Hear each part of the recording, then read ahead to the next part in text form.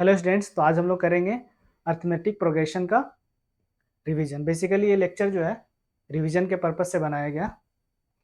Okay, सो चलिए बिना late किए हुए स्टार्ट करते हैं। ये आपके एग्जामिनेशन पॉइंट ऑफ व्यू से बहुत ही इंपॉर्टेंट है। यहाँ पे हम लोग हर कॉन्सेप्ट को डिस्कस करेंगे और हर टाइप का क्वेश्चन को यहाँ पे डिस्कस करने का कोशिश करेंगे, ठीक है ना। तो सबसे पहले हम बात करते हैं सीक्वेंस का मतलब होता है क्या है। अर्थमेटिक प्रोग्रेशन में सीक्वेंस का मीनिंग क्या होता है। तो यहाँ पे हम लोग कुछ लेते हैं लिस्ट ऑफ नंबर्स। जैसे मेरे पास फर्स्ट लिस्ट में 1 3 5 7 ऐसे नंबर्स आ रहे हैं। अब इसके बाद आप इजीली बता सकते हैं। देखिए, अगर हम यहाँ पे ध्यान दें, इसको देखें ध्यान से, तो आप ऑब्जर्व कर सकते हैं कि इन दोनों नंबर्स के बीच में या फिर नेक्स्ट वाला नंबर ऑब्टेन कैसे हो रहा। तो 1 में अगर हम +2 करें तो 3 मिलेगा। 3 में अगर हम +2 कर दें देन यू विल गेट 5। 5 में अगर हम 2 को जोड़ दें यहाँ पे देन यू विल गेट 7। तो आप इसके बाद नंबर कौन सा आएगा इजिली गेस कर सकते हैं, ठीक है ना। तो 7 में अगर हम 2 ऐड कर दें देन यू विल गेट 9। तो इसी पैटर्न पे मतलब कोई भी आगे का नंबर चाहिए तो पहले वाले नंबर में क्या करें हम लोग 2 ऐड कर दे रहे हैं, ठीक है ना। तो इस तरह से आपको नंबर को गेस कर सकते हैं इजिली आगे नंबर आने वाला कौन सा नंबर होगा, ठीक है ना, एंड सो ऑन। अब मेरे पास एक सेकेंड लिस्ट है, उसको देखते हैं। उस लिस्ट को देखते हैं, सेकेंड लिस्ट है मेरे पास। तो इस लिस्ट में मेरे पास एक नंबर है -45। Next number is -40। After that -35। Next -30। अब इसके बाद आप नंबर को गेस कर सकते हैं कि क्या होगा। आप अगर इजिली यहाँ पे देखें तो अगर हम -45 में +5 करें देन यू विल गेट -40। -40 में +5 करें देन यू विल गेट -35। -35 में अगर हम +5 कर दें देन यू विल गेट -30, ठीक है। तो इसके बाद का नंबर्स आप इजिली गेस कर सकते हैं यहाँ पे। तो -30 में आप +5 करें then you will get what -25, ठीक है ना। -25 -20 -15 एंड शो ऑन, ठीक है। इस तरह से नंबर मिलता चला जाएगा। मेरे पास एक और लिस्ट है, थर्ड लिस्ट यहाँ पे देखते हैं। इस लिस्ट में नंबर जो हम कंसिडर कर रहे हैं मेरे पास है 7। Next number is 11। After that 21। Next -1। उसके बाद नंबर्स क्या होगा, क्या आप गेस कर सकते हैं यहाँ पे। तो चेक करते हैं। अगर हम 7 में +4 करें देन यू विल गेट 11।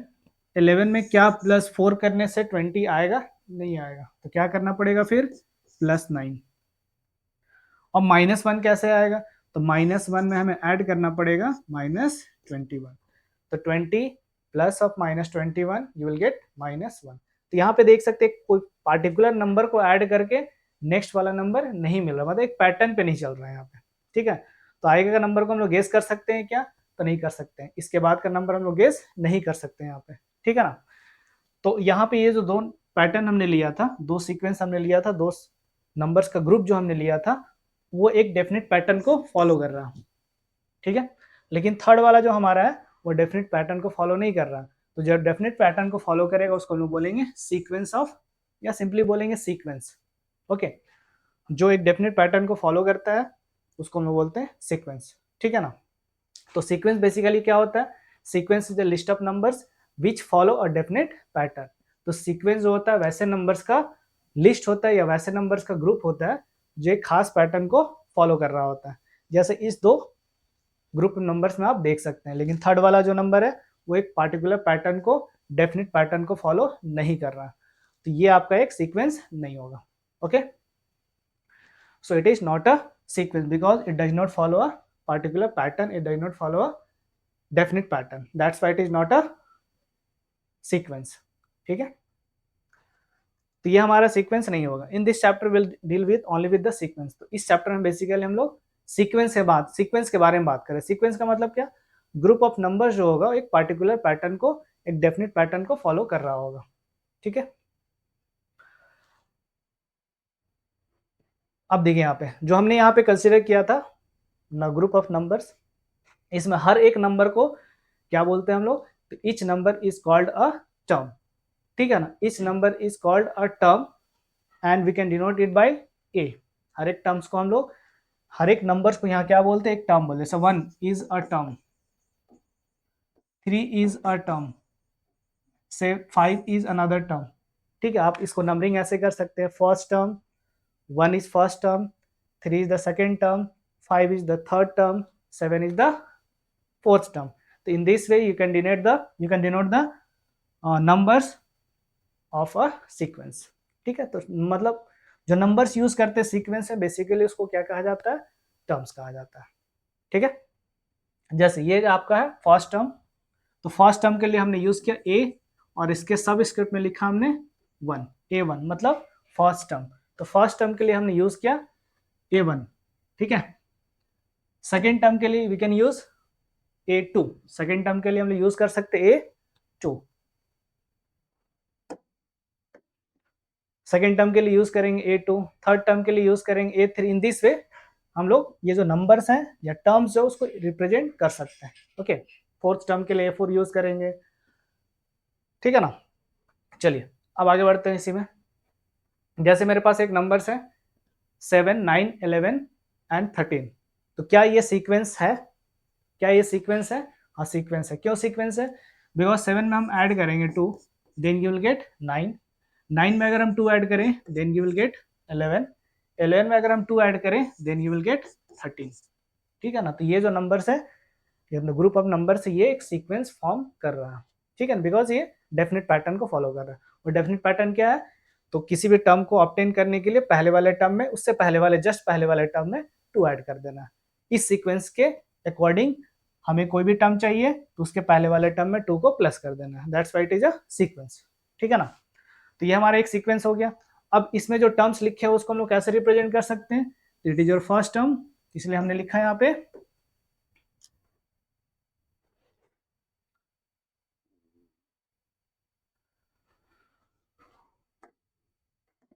ठीक है ना, तो ये हमारा फर्स्ट टर्म, इसलिए हमने लिखा है यहाँ पे A1।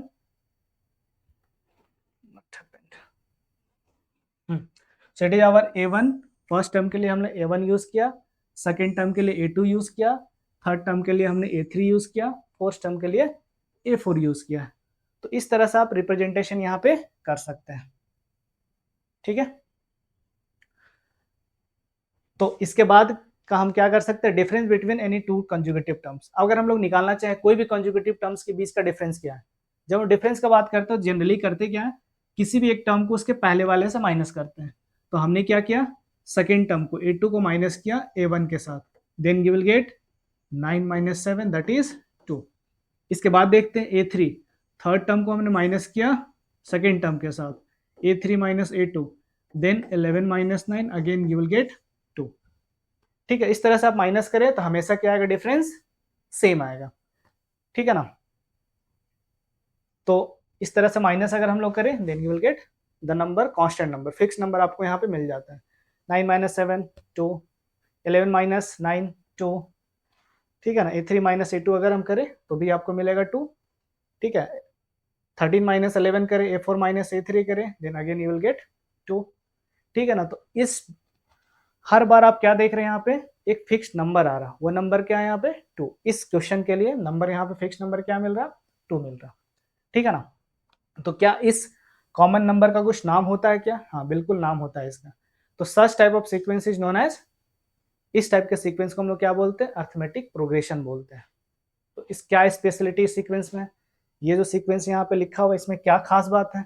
इसको अर्थमेटिक प्रोग्रेशन क्यों कह रहे हैं? क्योंकि यहाँ पे अर्थमेटिक प्रोग्रेशन में क्या होता है, ठीक है ना, अर्थमेटिक प्रोग्रेशन में होता क्या है कि किसी भी टर्म को पहले वाले से माइनस करें, ठीक है ना, तो वो हमेशा क्या होता है? कांस्टेंट होता है। जैसे 9 माइनस 7 कांस्टेंट 2, इस क्वेश्चन के लिए 2 है। 11 माइनस 9 2, 13 माइनस 11 2। ठीक है, तो कोई भी एपी के लिए या आगे चल के हम लोग जीपी पढ़ेंगे तो फर्स्ट टर्म को हम लोग A1 से रिप्रेजेंट कर रहे हैं। यहाँ पे कभी कभी आप देखेंगे स्मॉल लेटर ए का यूज कर दिया जाता है, तो वो भी सही है। A1 लिखे या सिंपली ए लिखे, उसका मतलब क्या होता है? First term. ठीक है, अब ये जो कॉमन नंबर आ रहा था आपका, ये common number, this common number is called common difference. ठीक है ना, कॉमन डिफरेंस जब हम बोलते हैं तो किसी भी टर्म को पहले वाले से माइनस करना है, उल्टा नहीं करना है। मतलब पहले वाले टर्म को दूसरे वाले के साथ माइनस नहीं करना, मतलब पहले हम लिखेंगे आगे का टर्म जैसे A2 और इसके पहले वाले टर्म A1, तो ये जो डिफरेंस आएगा इसको हम बोलेंगे कॉमन डिफरेंस, ऐसा नहीं करना है। A1 माइनस A2 करेंगे तो ये कॉमन डिफरेंस नहीं होगा, not common difference. Common difference का मतलब होता है किसी भी टर्म को पहले वाले टर्म से माइनस कीजिए, जो डिफरेंस आएगा that difference is called common difference. ये कॉमन डिफरेंस सेम कब होता है? जब आपका टर्म्स या सीक्वेंस अर्थमेटिक प्रोग्रेशन फॉर्म करेगा, तब वो डिफरेंस सेम आएगा। ठीक है, जैसे यहाँ पे देखिए अगर हम, तो फर्स्ट टर्म हमारा क्या हो गया था 7 और कॉमन डिफरेंस क्या था 2। फर्स्ट टर्म हमारा 7 था, ये फर्स्ट टर्म था 7 और कॉमन डिफरेंस जब हमने माइनस करके देखा तो वो क्या आ रहा था 2 आ रहा था, तो कॉमन डिफरेंस हमारा हो गया 2। तो इन दिस एपी, ये जो एपी एक सीक्वेंस फॉर्म कर रहा, AP is a sequence, this AP is a sequence, है ना, in which common difference is 2 and what, इस एग्जाम्पल के लिए कॉमन डिफरेंस 2 आया और फर्स्ट टर्म आपका है 7। तो अर्थमेटिक प्रोग्रेशन को आप डिफाइन कर सकते हैं। तो अर्थमेटिक प्रोग्रेशन एक ऐसा सीक्वेंस होता है जिसमें डिफरेंस जो होता है दो कंजुगेटिव टर्म्स का वो हमेशा सेम होता है, और वो डिफरेंस को हम लोग क्या बोलते हैं? तो वो डिफरेंस को बोलते हैं कॉमन डिफरेंस। ठीक है, कॉमन डिफरेंस का मतलब क्या हुआ? किसी भी टर्म को पहले वाले टर्म्स, उससे जस्ट पहले वाले टर्म्स को माइनस करना है, किसी भी टर्म को उसके जस्ट पहले वाले टर्म से आपको माइनस करना है। ठीक है ना, तो ये जो डिफरेंस आएगा उसको हम लोग बोलेंगे कॉमन डिफरेंस। ठीक है, चलिए अब यहाँ पे कुछ क्वेश्चंस हम लोग करते हैं। Which of the following are AP? अब ये क्या एपी फॉर्म कर रहा, तो कैसे चेक करेंगे? तो किसी भी टर्म को आप क्या करें, हमें पता है कि एपी कब फॉर्म करता है, जब कॉमन डिफरेंस सेम होता है। जब कॉमन डिफरेंस आपका सेम होगा तो एपी फॉर्म करेगा। तो कैसे चेक करेंगे? किसी भी टर्म को हम माइनस करेंगे इसके पहले वाले से, अगर हर बार डिफरेंस सेम आता है तब हम क्या बोल देंगे? एपी फॉर्म कर रहा है। ठीक है ना, तो एपी में होता क्या है, दो कंजुगेटिव टर्म्स का डिफरेंस हमेशा सेम आना चाहिए। डिफरेंस कैसे निकालते हैं? तो आगे का टर्म माइनस उसके जस्ट पहले वाला टर्म। ठीक है ना, तो देखते हैं क्या आएगा, है ना। तो फर्स्ट टर्म हमारा 2 है, तो फर्स्ट टर्म को A1 से डिनोट करते हैं या फिर सिंपली ए लिखते हैं। ठीक है, सेकेंड टर्म क्या 4, तो अगर हम यहाँ पे फाइंड करें और थर्ड टर्म आपका 8 हो गया, फोर्थ टर्म आपका 16 है। ठीक है ना, अगर हम माइनस करें A2 माइनस A1 करें तो A2 माइनस A1 का मतलब क्या हुआ 4 माइनस 2, A2 माइनस A1 का मतलब हुआ 4 minus 2, 4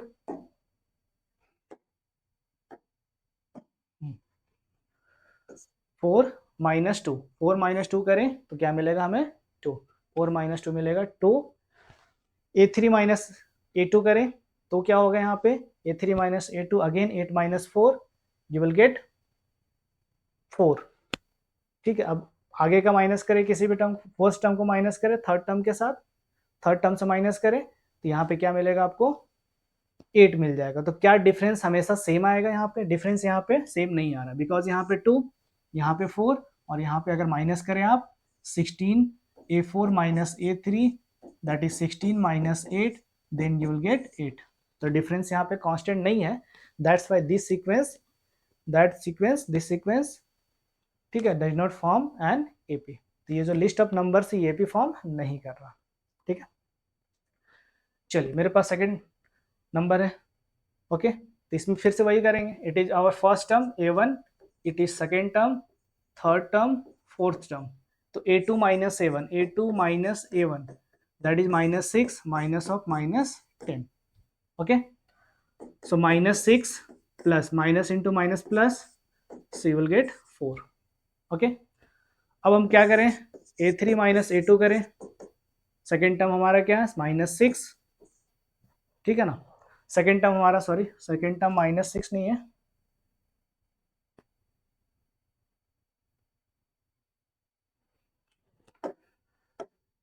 second term is sorry third term is minus 2 minus second term that is minus 6. Okay, so minus 2 minus into minus plus 6, so minus 2 plus 6, so minus 2 plus 6 is 4. एक आगे और check कर लें, A4 minus A3, so A4 is 2 minus third term is minus 2, so 2 minus of minus 2 plus 2, 2 plus 2 4। तो हर बार आप क्या देख रहे हैं डिफरेंस सेम आ रहा है, दैट्स वाई ये जो लिस्ट ऑफ नंबर है इट फॉर्म्स एन एपी। ठीक है, कोई प्रॉब्लम यहाँ तक? आई थिंक नहीं होना चाहिए। ठीक है, चलिए आगे बढ़ते हैं, इस टाइप का क्वेश्चन हो जाएगा। नेक्स्ट यहाँ पे चेक करते हैं क्या डिफरेंस सेम आता है। तो देखिए यहाँ पे फर्स्ट टर्म हमारा क्या है 0.2, second term is 0.22, third term 0.222, fourth term 0.2222। Check करते हैं A2 minus A1, A2 0.22 minus 0.2। ठीक है, इसको लाइक डेसिमल बना लेते हैं। लाइक डेसिमल मतलब डेसिमल के बाद का डिजिट सेम होना चाहिए, तो वी कैन पुट 0 हियर। ठीक है, अब हमें करना है सबट्रैक्ट, तो 0.22 और माइनस करते हैं दिस वन। ठीक है, उल्टा कर रहे हैं यहाँ पे हमें ऐसे माइनस करना होगा। सेकेंड टर्म को पहले लिखेंगे, उसके बाद लिखेंगे फर्स्ट टर्म, तो यहाँ पे होगा 0.22 माइनस 0.20। ठीक है ना, सही कर रहे थे।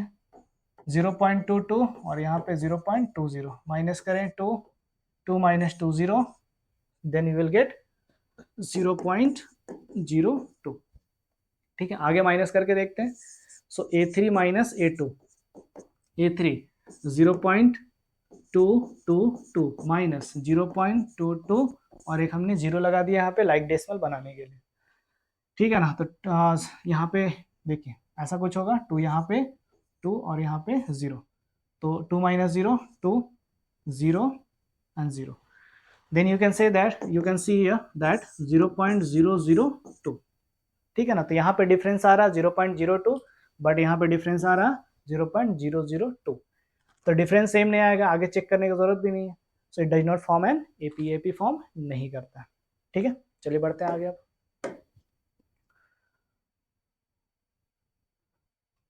चलिए नेक्स्ट क्वेश्चन, यहाँ पे first term 0, second term -4, third term -8।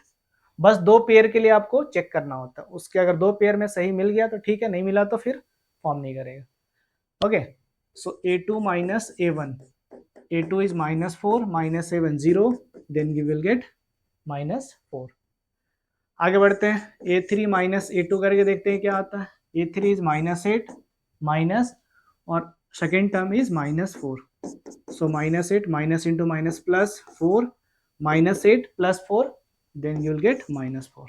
एक और चेक कर लेते हैं यहाँ पे, A4 minus A3, the value of the fourth term is -12 minus value of third term is -8, so -12 minus into minus plus 4, so -12 plus 4 is 8 ना, 8 ही है, तो -4। ठीक है, तो इस टाइम हर बार हमें क्या मिल रहा -4 मिल रहा है डिफरेंस। ठीक है ना, तो ये जो ग्रुप ऑफ नंबर है it forms an AP form करता है।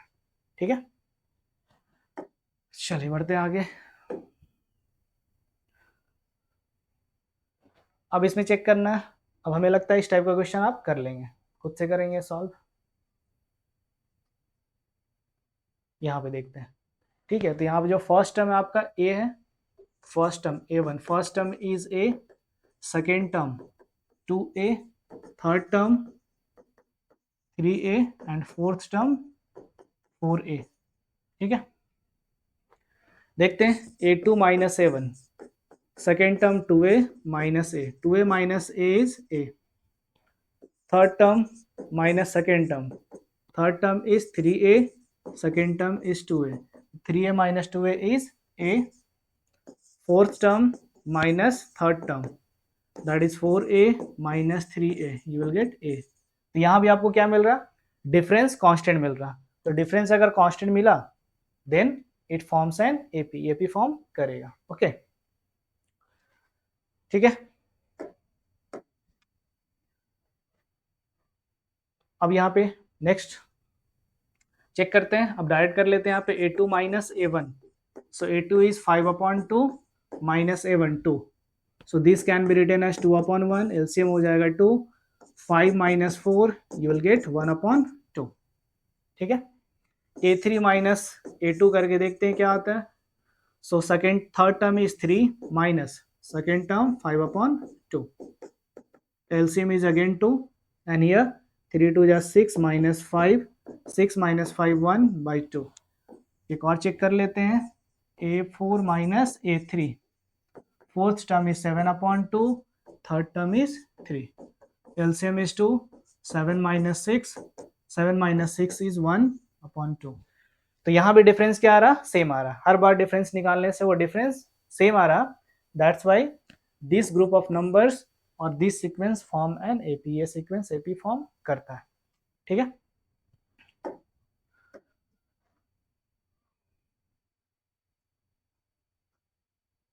चलिए यहाँ पे देखते हैं यहाँ पे क्या होगा। तो first term -1/2, A2 minus A1 अगर हम करें यहाँ पे, so second term is -1/2 minus -1/2, okay.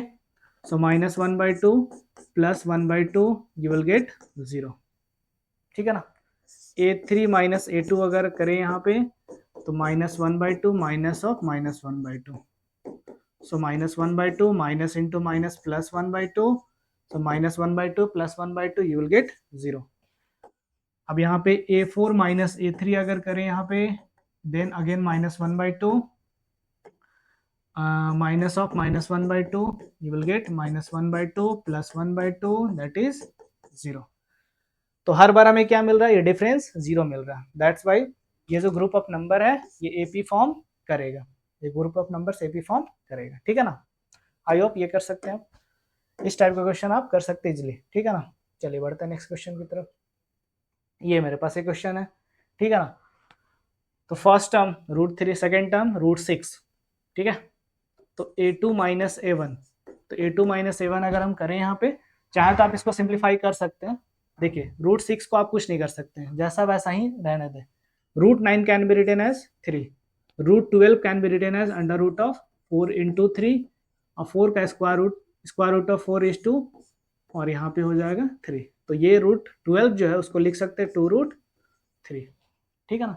तो A2 माइनस A1 करें तो √6 माइनस √3, क्या इसको फर्दर सॉल्व कर सकते हैं, नहीं। अब इसके आगे सॉल्व नहीं कर सकते, हाँ डेसिमल फॉर्म लिखें तो सॉल्व होगा, बट ऐसे आंसर छोड़ देंगे, ठीक है ना। अब करें हम A3 माइनस A2, तो A3 इज 3 माइनस √6, अब ये सॉल्व होगा नहीं, ठीक है। इसका डेसिमल फॉर्म लिखे तो सॉल्व हो सकता है, बट ये डिफरेंस सेम नहीं आएगा, ठीक है ना। तो ये आपका एपी फॉर्म नहीं कर रहा, डिफरेंस सेम नहीं आया तो एपी फॉर्म नहीं करेगा। तो ये ग्रुप ऑफ नंबर्स जो है ये सीक्वेंस एपी फॉर्म नहीं करेगा, ठीक है ना। चलिए आगे बढ़ते हैं नेक्स्ट। अब मेरे पास कुछ वर्ड प्रॉब्लम्स हैं, उसको क्या करेंगे मैथमेटिकल फॉर्म में, या फिर उसके कॉरस्पॉन्डिंग जो सीक्वेंस ऑफ नंबर्स होगा वो लिखेंगे और चेक करेंगे क्या एपी फॉर्म कर रहा है नहीं कर रहा। तो taxi fare after each kilometre when the fair is ₹15 for the first kilometre and ₹8 for each additional kilometre. मतलब फर्स्ट किलोमीटर आप ट्रैवल करते हैं, जैसे मान लीजिए आप फर्स्ट किलोमीटर ट्रैवल कर रहे हैं, तो आपको क्या मिलता है, फिक्स प्राइस देना पड़ता है। 1 किलोमीटर का प्राइस है ₹15। आपने क्या किया, ऑटो लिया, 1 किलोमीटर तक चला, तो आपको पे करना पड़ेगा ₹15। लेकिन अगर आप एक्स्ट्रा चलते हैं तो आपको ₹8 पे करना पड़ेगा पर किलोमीटर के लिए। फॉर एग्जाम्पल आपने 2 किलोमीटर ट्रैवल किया, तो ₹15 पर फर्स्ट किलोमीटर के लिए और ₹8 और सेकेंड किलोमीटर के लिए, तो टोटल कितना पे करना पड़ेगा आपको ₹23, ठीक है ना।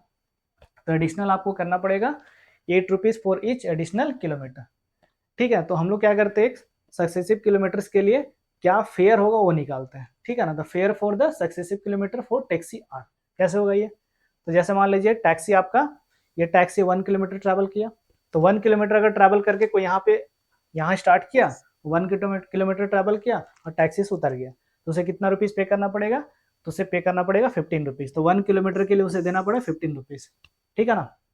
अब क्या किया, सपोज डैट वो एडिशनल किलोमीटर मतलब 1 किलोमीटर और आगे चला, तो 1 किलोमीटर और अगर आगे चला तो 1 किलोमीटर प्लस 1 किलोमीटर, तो आगे का 1 किलोमीटर के लिए कितना पे करना पड़ा उसे, ₹8 पे करना पड़े, ठीक है ना।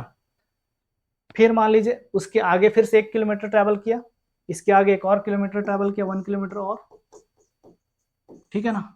तो यहाँ पे मान लीजिए ये आपका टैक्सी यहाँ पहुंच गया, ठीक है, टैक्सी यहाँ पहुंच गया, तो इसके लिए फिर से कितना देना पड़ा, ₹8 और देना पड़ा, इसे ₹8 और देना पड़ा, ठीक है ना। तो फर्स्ट किलोमीटर के लिए ₹15, ठीक है, अगर ये 2 किलोमीटर चलता है तो 15 rupees plus 8 that is 23 rupees इसे पे करना पड़ेगा। ठीक है, 3 किलोमीटर चलता है तो प्लस 8 और करना पड़ेगा।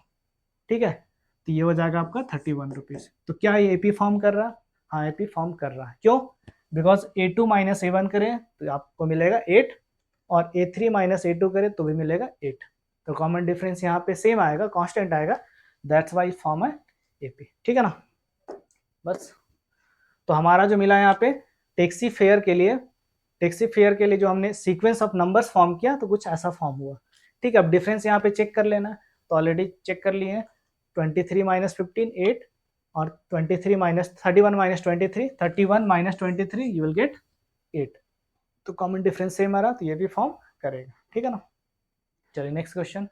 Amount of air pressure in a cylinder when a vacuum pumps removes the air 1/4 of the remaining in the cylinder। क्या बोल रहे हैं यहाँ पे? The amount of air pressure in a cylinder when a vacuum pump removes the air 1/4 of the remaining in the cylinder at a time। तो जो भी cylinder में एयर है उसका 1/4 जो एयर है बाहर कर देता है एक बार में। ठीक है, जो भी स्टार्टिंग में होगा, जैसे स्टार्टिंग में अगर 20 है तो क्या करेगा, इसका 1/4 बाहर कर देगा। तो 1/4 बाहर किया तो कितना बाहर किया, तो 5 बाहर किया। तो 5 अगर आप कुछ भी यूनिट ले सकते हैं यहाँ पे, 5 लीटर ले लीजिए, ठीक है ना, या 5 लीटर ले लीजिए, मिली लीटर ले लीजिए, कुछ भी ले लीजिए। तो 5 हुआ यहाँ पे, 5 बाहर किया तो बचा कितना, तो 20 माइनस 15, स्टार्टिंग में 20 था और 5 बाहर किया तो बचा कितना, 15।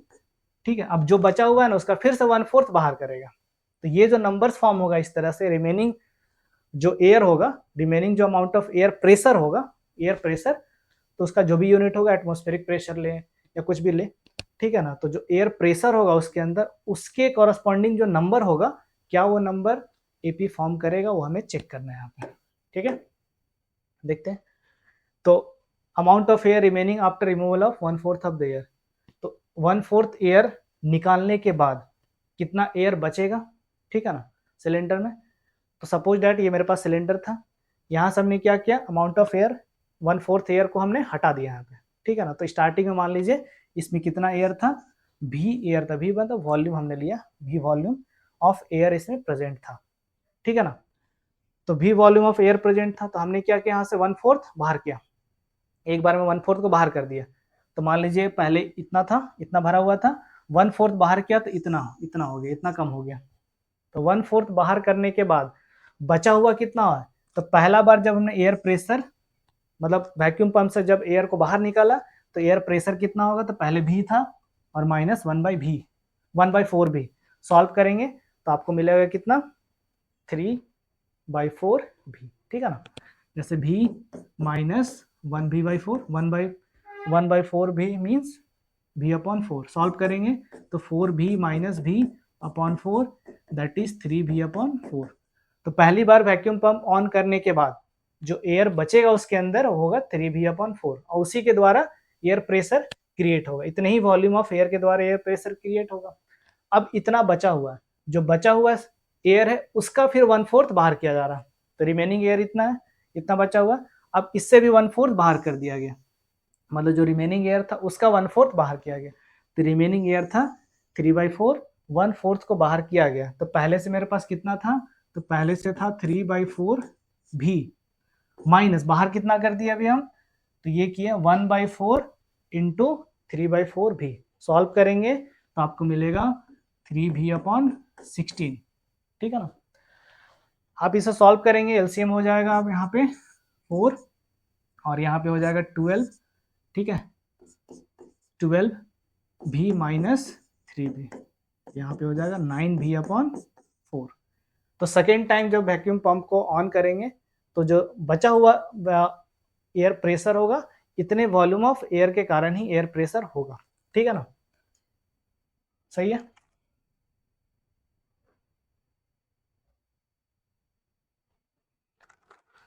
तो सेकेंड टाइम जो बचेगा एयर प्रेशर, मतलब जो एयर बचेगा वो हो जाएगा आपका 9 भी अपॉन 16, इस तरह से बढ़ता चला जाएगा। अब हमें चेक करना है ये जो नंबर मेरे पास मिल रहा है ये नंबर, ठीक है, आप भी के जगह पे 1 भी कंसिडर कर सकते हैं।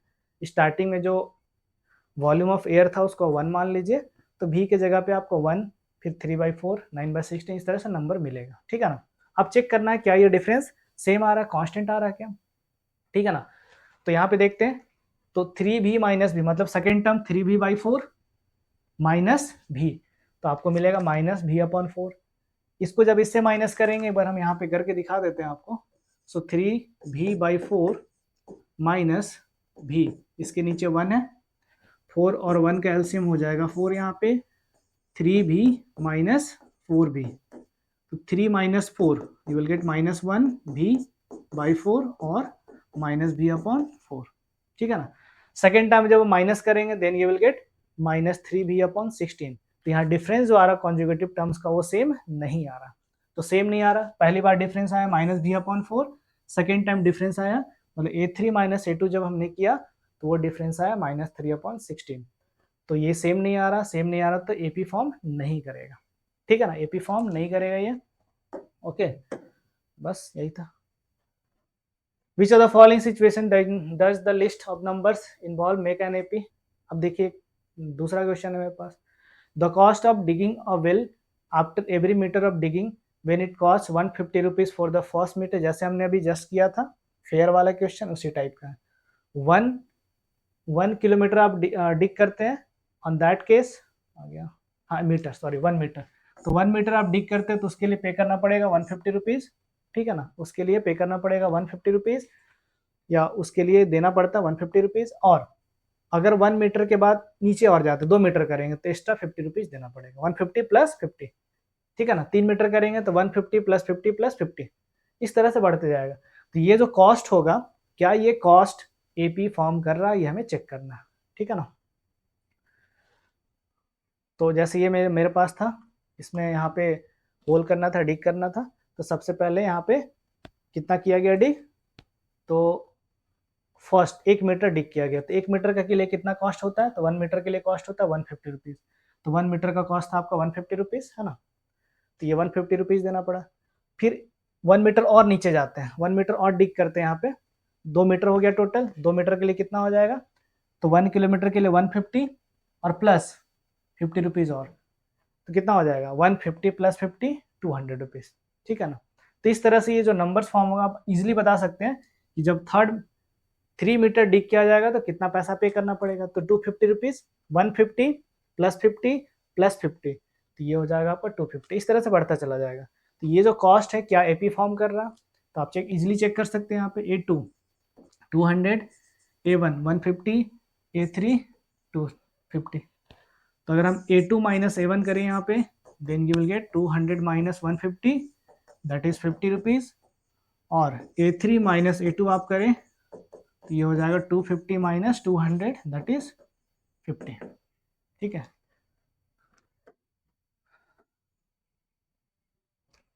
ठीक है, तो ये हो जाएगा आपका 50। तो यहाँ पे देख सकते हैं डिफरेंस सेम आ रहा, तो अगर ये डिफरेंस सेम आया तो ये जो ग्रुप ऑफ नंबर्स है 150, 50 एंड 250, ये आपका एपी फॉर्म करेगा। इस सिचुएशन के लिए जो कॉस्ट होगा वो एपी फॉर्म करेगा। ओके, चलिए moving to the next question. The amount of money in the account every year when rupees 10,000 is deposited at compound interest at 8% per annum, ठीक है। तो मान लीजिए किसी अकाउंट में, किसी बैंक अकाउंट में 10,000 rupees per year, 10,000 rupees per year deposit किया जाता है, ठीक है ना। तो डिपॉजिट किया जाएगा, तो उसके बाद जो बैंक जो इंटरेस्ट दे रही है 8% दे रही है, तो इंटरेस्ट प्लस आपने जो पैसा जमा किया है वो दोनों को ऐड करेंगे तो वो क्या मिल जाता है, अमाउंट मिल जाता है। मतलब अमाउंट कैसे निकालते हैं बेसिकली हम लोग, अमाउंट इक्वल्स टू होता है प्रिंसिपल अमाउंट जो आपने यहाँ पे डिपॉजिट किया प्लस जो आपको बैंक इंटरेस्ट दे रहा है। तो ये जो अमाउंट आप निकालेंगे हर ईयर में, कंपाउंड इंटरेस्ट कैलकुलेट करना, मतलब जो अमाउंट बनेगा वो नेक्स्ट ईयर का क्या बन जाता है, प्रिंसिपल अमाउंट बन जाता है, ठीक है ना। तो ये जो फॉर्म, क्या ये अमाउंट एपी फॉर्म करेगा वो हमें चेक करना है, ठीक है ना। चलिए देखते हैं। चलिए, तो पहले हमने क्या किया, अकाउंट में 10,000 रुपीज यहाँ पे जमा किया, बैंक में गया और हमने अपने अकाउंट में 10,000 रुपीज सबमिट किया, ठीक है ना। तो 10,000 रुपीज स्टार्टिंग में हमने सबमिट किया, जमा किया यहाँ पे, ठीक है। अब आफ्टर 1 ईयर, एक साल के बाद, एक साल के बाद क्या होगा, अमाउंट क्या होता है बेसिकली, प्रिंसिपल प्लस इंटरेस्ट। तो प्रिंसिपल अमाउंट था हमारा 10,000 रुपीज और प्लस 8% इंटरेस्ट, ठीक है ना। तो 10,000 और प्लस 8% ऑफ जो आपने पैसा जमा किया, दैट इज 10,000, ठीक है। तो आप अगर कैलकुलेट करें यहाँ पे, तो 10,000 और प्लस 8% साइन को रिमूव करेंगे तो बाई 100 करना होता है हमें, 2 जीरो यहाँ पे कटेगा, तो 10,000 plus 800, so it will B 10,800।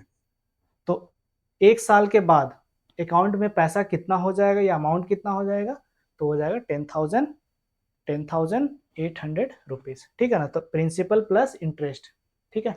तो प्रिंसिपल प्लस इंटरेस्ट क्या हो जाता है, वो अमाउंट दे देता है, वही 8% ऑफ 10,000, अमाउंट विल बी 10,800, ठीक है ना। तो फर्स्ट ईयर का अमाउंट 10,000, सेकेंड ईयर का अमाउंट 10,800। उसी तरह से आपको आगे बढ़ते चला जाना। सेकेंड ईयर के बाद क्या होगा, तो सेकेंड ईयर के लिए क्या हो जाता है, तो सेकेंड ईयर के लिए क्या होता है, तो सेकेंड ईयर के बाद मतलब 2 साल के बाद, 2 साल के बाद क्या होगा, तो फर्स्ट ईयर के बाद जो अमाउंट आया है वो क्या बन जाता है, सेकेंड ईयर के लिए प्रिंसिपल अमाउंट बन जाता है। तो सेकेंड ईयर के लिए क्या हो जाएगा, 2 साल के बाद क्या हो जाएगा, आफ्टर 2 ईयर्स, ये जो पहले का था अमाउंट वो नेक्स्ट ईयर का क्या बन जाता है, प्रिंसिपल बन जाता है, ठीक है ना। सही है। तो ये हमारा प्रिंसिपल अमाउंट हो गया।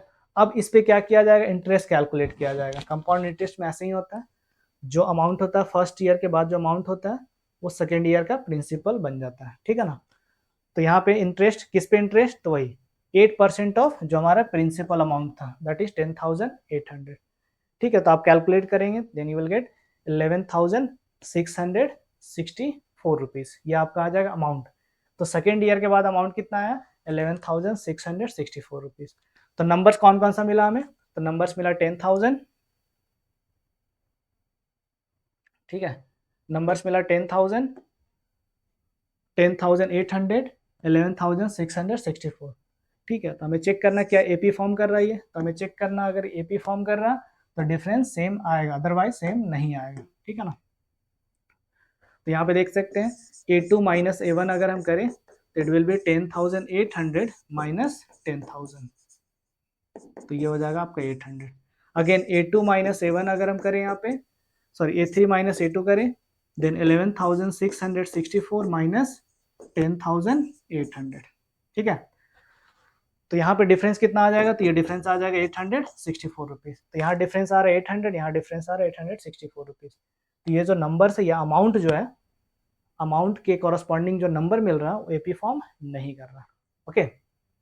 सो it does not form an AP, okay. चलिए moving to the next question. अब देखिए, for the following APs write the first term and the common difference. ये जो एपी दिया उसके लिए हमें क्या लिखना है, फर्स्ट टर्म लिखना है, कॉमन डिफरेंस लिखना है। तो फर्स्ट टर्म आप जो पहले लिखा होता है, सबसे फर्स्ट में जो लिखा होता है वही होता है फर्स्ट टर्म। तो फर्स्ट टर्म इज 3, ये हो गया आपका फर्स्ट टर्म, ठीक है। कॉमन डिफरेंस निकालते कैसे हैं, तो यहाँ पे देखिए आपको चेक नहीं करना है, यहाँ पे चेक नहीं करना है कि एपी है या नहीं है, ठीक है, क्योंकि यहाँ पे पहले ही मेंशन किया हुआ है क्वेश्चन में कि ये एपी जो फॉलोइंग एपी है उसके लिए आपको कॉमन डिफरेंस निकालना है, फर्स्ट टर्म निकालना है। तो कॉमन डिफरेंस कैसे निकालेंगे, अगर ये एपी फॉर्म कर रहा तो किसी भी टर्म को उसके पहले वाले टर्म से माइनस कर दीजिए, तो कॉमन डिफरेंस निकल जाएगा वो, ठीक है ना। कोई भी टर्म को, जैसे ये हमने किया इसको इससे माइनस, तो भी कॉमन डिफरेंस ही आ जाएगा, बिकॉज ऑलरेडी यहाँ मेंशन है कि जो नीचे नंबर्स लिखा हुआ है ग्रुप ऑफ नंबर्स वो एपी फॉर्म करता है, तो हमें चेक नहीं करना है यहाँ पे, ठीक है ना। तो कॉमन डिफरेंस किसी भी टर्म को उसके पहले वाले टर्म से माइनस कर दीजिए, ठीक है ना। तो सेकेंड टर्म 1, फर्स्ट टर्म 3, तो 1 माइनस 3 यू विल गेट -2, ठीक है। चलिए ये सब आप कर सकते हैं खुद से, बढ़ते हैं आगे। यहाँ पे देखिए फर्स्ट टर्म आपका 1/3, जो सबसे पहले में लिखा होता है वही होता है फर्स्ट टर्म। कॉमन डिफरेंस तो second term that is 5/3 minus 1/3, so LCM is 3 and here 5 minus 1 4/3, ठीक है ना। तो common difference 4/3 and first term is 1/3, ठीक है। चलिए बढ़ते हैं आगे।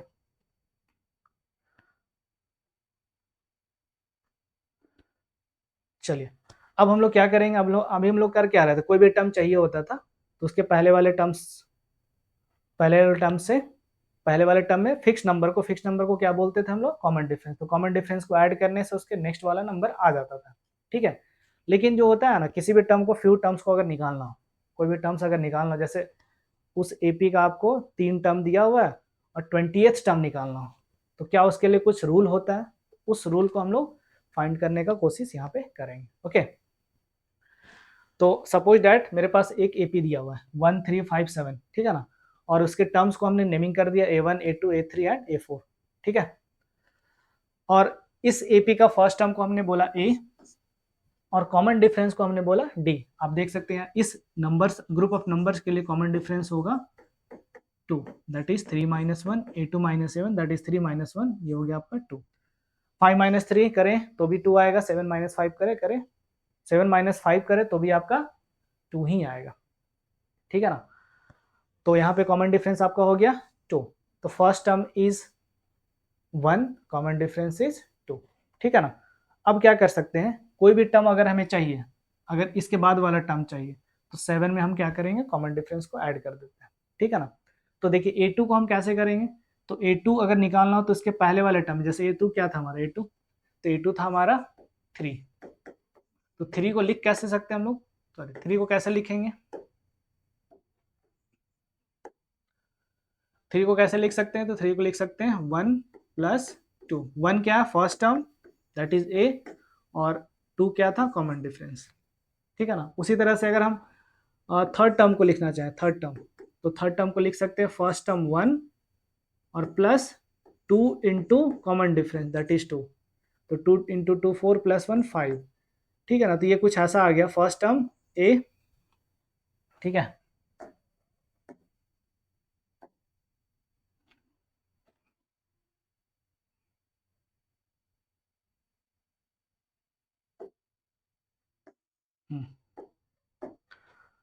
ठीक है, फर्स्ट टर्म A और plus 2 into common difference D। तो इस तरह से हम एक रूल यहाँ पे फॉर्म कर सकते हैं, ठीक है ना। A3 के लिए वैसी तरह से A2 प्लस A2 मतलब इसके A3 से जस्ट पहले वाला टर्म, उसमें कॉमन डिफरेंस को ऐड करेंगे तो थर्ड टर्म मिल जाएगा, ठीक है ना। इस तरह से लिखा जा सकता है, कॉमन आप पैटर्न बना सकते हैं, सॉरी, ठीक है। तो विच ऑफ द फॉलोइंग, ऐसे एक इसके लिए जो जनरल फॉर्मूला होगा आगे हम लोग देखेंगे अभी, है ना, आगे देखेंगे कैसे आता हो। चलिए अब यहाँ पे इस से रिलेटेड क्वेश्चन जो हमने कॉन्सेप्ट बताया अभी यहाँ पे, कि कोई भी टर्म चाहिए तो उसके पहले वाले टर्म में कॉमन डिफरेंस को ऐड कर देना है, ठीक है ना। तो which of the following AP, which of the following are AP, इसमें से कौन सा एपी है, अगर वो एपी फॉर्म करता है तो आप कॉमन डिफरेंस निकालिए, और उस अगर एपी फॉर्म कर रहा है तो कॉमन डिफरेंस निकालिए, उसके बाद का 3 टर्म्स और आपको लिखना है, ठीक है ना। तो क्या ये एपी फॉर्म कर रहा है, तो एपी फॉर्म करने के लिए वही करेंगे, इसको इससे माइनस करके देखेंगे, इसको इससे माइनस करके देखेंगे, सेम आएगा तो एपी फॉर्म कर रहा। अगर एपी फॉर्म करेगा तो कॉमन डिफरेंस लिख देना, जो माइनस करके जो नंबर आएगा वही कॉमन डिफरेंस होगा। और उसके बाद 3 टर्म और लिखना, तो इसमें ऐड करेंगे तो इसके बाद कॉमन डिफरेंस को ऐड करेंगे तो इसके बाद वाला मिलेगा, जो यहाँ पे टर्म आएगा उसमें कॉमन डिफरेंस को ऐड करेंगे तो उसके आगे वाला मिलेगा, इसमें ऐड करेंगे कॉमन डिफरेंस को तो उसके आगे वाला टर्म मिलेगा। लेकिन ये कब होगा, जब एपी फॉर्म करेगा तब। तो पहले हमें चेक करना है क्या एपी फॉर्म करता है या नहीं, ठीक है ना। तो चलिए देखते हैं। तो यहाँ पे first term 1 - 1.2, second term -3.2, third term is -5.2, okay. Fourth term is -7.2, तो A2 -7 करके देखते हैं। तो A2 -7 -3.2 माइनस ऑफ -1/2, तो ये होता है माइनस इंटू माइनस प्लस हो गया, ठीक है ना, माइनस इंटू माइनस प्लस, तो -3/2 3.2 प्लस 1.2, तो यहाँ पे आ जाएगा -2, ओके। A3 - A2 करें तो A3 इज -5.2 माइनस ऑफ 3.2, तो ये माइनस इंटू माइनस प्लस हो जाएगा, तो अगेन यू विल गेट -2। तो यहाँ पे कॉमन डिफरेंस या डिफरेंस द्वारा वो सेम आ रहा, तो सेम आ रहा तो एपी फॉर्म कर रहा, तो एपी फॉर्म कर रहा तो कॉमन डिफरेंस क्या हो जाएगा, जो डिफरेंस आया वही कॉमन डिफरेंस, जो सेम डिफरेंस आ रहा ना, कांस्टेंट नंबर जो आ रहा वही आपका हो जाता है कॉमन डिफरेंस, ओके। तो यहाँ पे कॉमन डिफरेंस हो जाएगा -2, ओके, कॉमन डिफरेंस -2। तो age difference is constant, the given list of number is an AP, is in या इस फॉर्म्स एन एपी, ठीक है ना। कोई दिक्कत है, हमें क्या निकालना था, कॉमन डिफरेंस, तो यही हो गया, और 3 और टर्म्स हमें निकालना था, कैसे निकालेंगे अभी हमने एक्सप्लेन किया है। ये फिफ्थ टर्म चाहिए, फिफ्थ टर्म अगर चाहिए आपको तो फोर्थ टर्म में, चौथे टर्म में हम क्या करेंगे, कॉमन डिफरेंस को ऐड कर देंगे। तो फोर्थ टर्म था हमारा -7.2 प्लस -2, यू विल गेट -9.2, ठीक है। सिक्स्थ टर्म चाहिए तो फिफ्थ टर्म में हम कॉमन डिफरेंस को ऐड कर देंगे। तो फिफ्थ टर्म हमारा क्या मिला था, अभी जस्ट मिला था यहाँ पे -9.2, उसमें ऐड करेंगे कॉमन डिफरेंस दैट इज -2 को, तो -9.2 plus of -2 you will get -11.2, ठीक है। सेवेंथ टर्म, ठीक है, तो six term plus common difference, तो सिक्स टर्म था हमारा -11.2 plus of -2 you will get -13.2, ठीक है। In this way we can find the common difference and next three terms. लेकिन जब ये पी फॉर्म करेगा तब आगे का काम करना है, अगर ये डिफरेंस सेम नहीं आता तो हम ये सब टर्म्स फाइंड नहीं करते, ठीक है ना। चलिए आगे बढ़ते हैं। यहाँ पे देखना हमें, ठीक है ना। तो first term, second term, third term, fourth term दिया, a2 - 7 करें तो 5 square minus 5 square is 25 minus 1 square is 1, तो you will gate 24। Third term 7 square 49 minus 5 square 25, you will gate 24, ठीक है। इसके बाद देखते हैं a4 - a3, तो 73 minus 49 you will again get 24। तो यहाँ पर डिफरेंस जो आ रहा है वो सेम आ रहा है, कांस्टेंट आ रहा है, तो कांस्टेंट आ रहा है तो AP फॉर्म करेगा, AP फॉर्म करेगा तो उसके बाद का टर्म निकाल सकते हैं। तो वी हैव 1 2 3 4 फोर्थ टर्म, तो हमें क्या निकालना होगा, फिफ्थ टर्म। तो फिफ्थ टर्म कैसे आएगा, तो fourth term plus common difference, ठीक है। तो फोर्थ टर्म आपका 73 था plus 24, when you will add this 4 + 3 7 और 7 + 2 9, तो 97, ठीक है ना। तो इस तरह से आप सिक्स टर्म भी निकाल सकते हैं, ठीक है। सिक्स टर्म निकाल सकते हैं, सेवन टर्म निकाल सकते हैं। सिक्स टर्म निकालने के लिए फिफ्थ टर्म में कॉमन डिफरेंस को ऐड करेंगे, सेवंथ टर्म निकालने के लिए सिक्स टर्म में कॉमन डिफरेंस को ऐड करेंगे, ठीक है ना। चलिए बढ़ते आगे ये क्वेश्चन। तो पहले हमें चेक करना होगा क्या पी फॉर्म कर रहा है क्या, तो a2 - 7, second term is 3 + √2 minus of 3, +3 -3 cut जाएगा तो यहाँ पे आ जाएगा आपका √2। इसके बाद देखते हैं a3 - a2, तो थर्ड टर्म इज 3 + 2√2 माइनस 3 + √2, तो यहाँ पे होगा 3 + 2√2, ब्रैकेट ओपन करेंगे तो ब्रैकेट के अंदर जो भी लिखा है उसका साइन चेंज होगा, तो +3 will be -3 plus √2 will be -√2, तो +3 -3 कट जाएगा यहाँ पे, तो 2√2 ऐसे समझिए इसे 2x - x, so it will B 1x that is x, और x को हमने क्या बोल रहा है, बोल रखा है यहाँ पे √2, तो आंसर हो जाएगा √2, 1√2 या √2, ठीक है ना। फिर चेक करते हैं a4 - a3, a4 fourth term is 3 + 3√2 minus third term 3 + 2√2, solve करेंगे तो 3 + 3√2 -3 minus of 2√2, 3 3 cancel out each other, 3√2 - 2√2, तो ये √2 तो सेम हो गया यहाँ पे, इसको x आप एज्यूम कर सकते हैं x, या फिर ऐसे सोचिए 3 पेन - 2 पेन, तो how many pen, 1 pen, pen को क्या बोला हमने, √2 बोला, ये क्या हो जाएगा √2।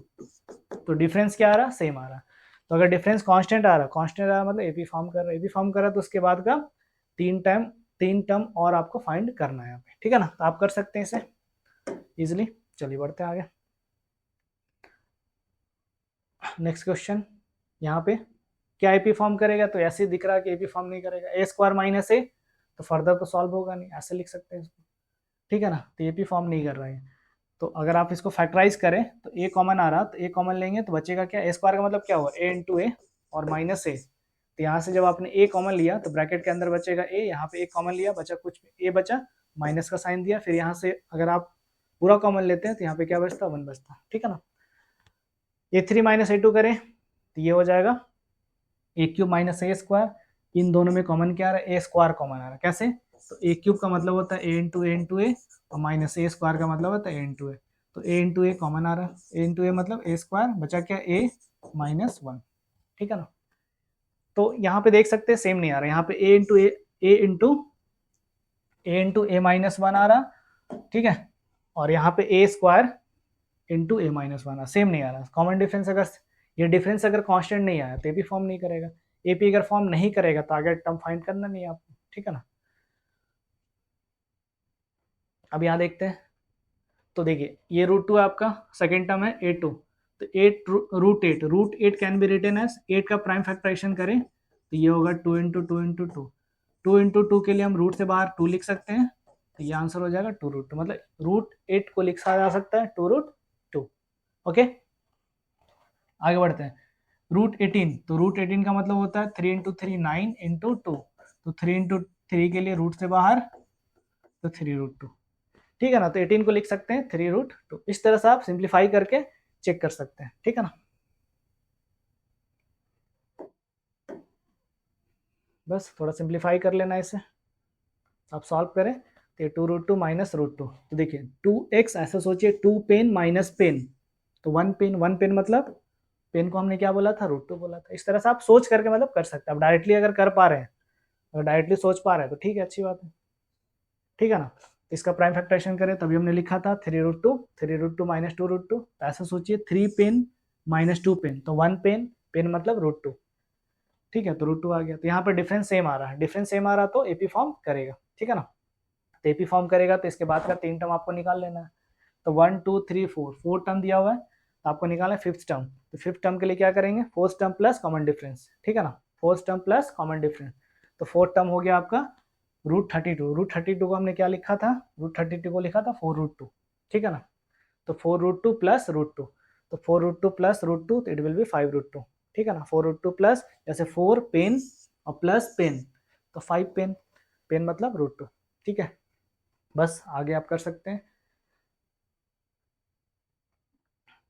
चलिए, write the first 4 terms of the following AP where the common difference is D and the first term is ए।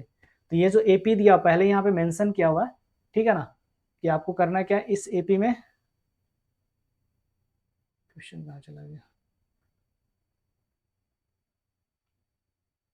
एक मिनट।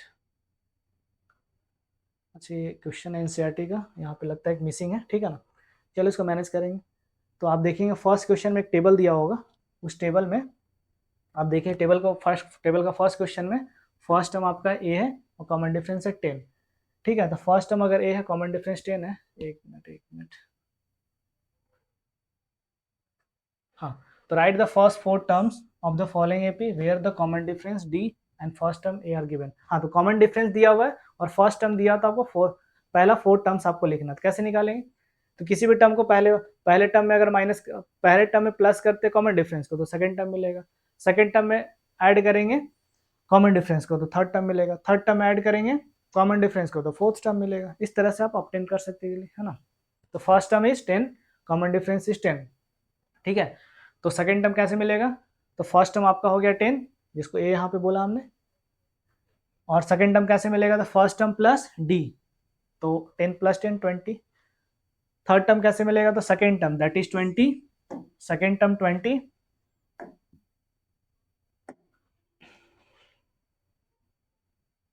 सेकंड टर्म 20 और प्लस कॉमन डिफरेंस 10, तो कितना हो जाएगा, 30 हो जाएगा। और उसके बाद अगर आपको फोर्थ टर्म चाहिए तो third term plus common difference, तो थर्ड टर्म इज 30 और कॉमन डिफरेंस इज 10, तो answer will be 40। Fifth term अगर चाहिए आपको, क्योंकि फर्स्ट टर्म तो दिया हुआ था, तो उसके आगे का 4 टर्म चाहिए, तो 1 2 3 4, तो फिफ्थ टर्म तो A4 plus D, fourth term हमने यहाँ पे निकाला है 40, फोर्थ टर्म का वैल्यू कितना है 40 और प्लस कॉमन डिफरेंस 10, तो 40 प्लस 10 इट विल बी 50, ठीक है। चलिए, तो इस तरह से इजिली आप फाइंड कर सकते हैं।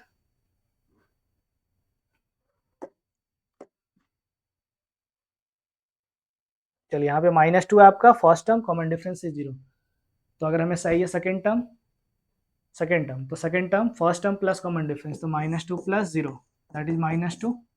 Third term second term that is A2 plus common difference, तो A2 इज, तो second term is -2 plus 0 again -2, ठीक है। फोर्थ टर्म, तो third term plus common difference, तो third term is -2 plus common difference 0, again you will get -2। Fifth term, तो fifth term हो गया आपका fourth term plus common difference, तो -2 plus 0 that is -2, ठीक है। तो बस इस तरह से इजिली आप फाइंड कर सकते हैं। अब ये तो आप कर लेंगे, खुद से करेंगे क्वेश्चन।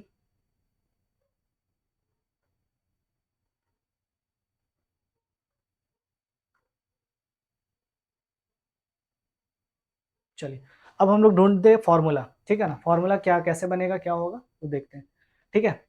तो सपोज दैट मेरे पास फर्स्ट टर्म है A1, सेकेंड टर्म है A3, सेकेंड टर्म है A2, थर्ड टर्म आपका A3।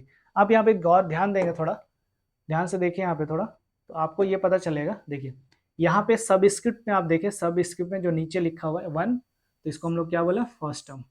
यहाँ बोला 2, यहाँ लिखा हुआ है 2, तो ये हुआ सेकेंड टर्म, मतलब यहाँ 2 तो सेकेंड टर्म, यहाँ हुआ 3, तो ये हुआ आपका थर्ड टर्म, ठीक है ना। उसी तरह से यहाँ पे अगर हम लोग n लिख दें, इन जनरल, n का मतलब कुछ भी हो सकता है, n की जगह 10 लिखा तो 10th टर्म, n की जगह 50 लिखा तो 50th टर्म, n की जगह 100 लिखा तो 100th टर्म, ठीक है ना।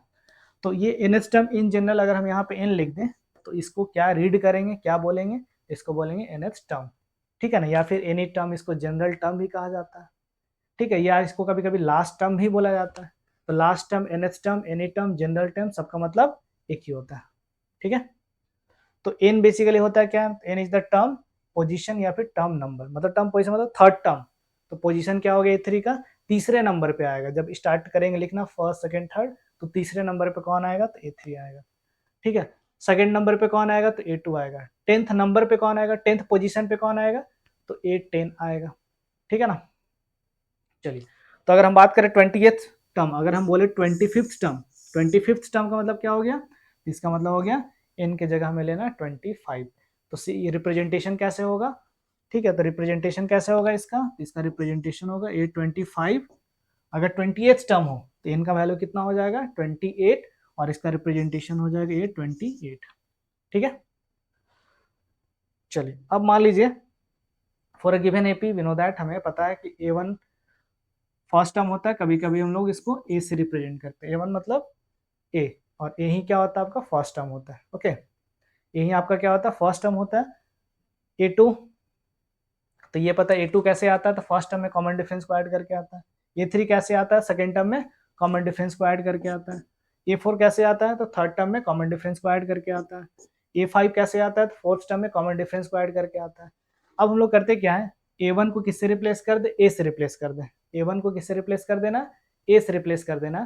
तो ये जो आपका सेकेंड टर्म को कैसे लिखा जा सकता है, A प्लस डी, ठीक है। हाँ क्या क्या हमने हमने बोला A1 को ही A बोला है, A1 मतलब फर्स्ट टर्म, A का मतलब फर्स्ट टर्म, तो जो A1 आ रहा है जहाँ पे, वहां पे हमने A1 को A से रिप्लेस कर दिया, ठीक है। तो हमारा जो सेकेंड टर्म के लिए जो एक्सप्रेशन आएगा A2 के लिए, ठीक है,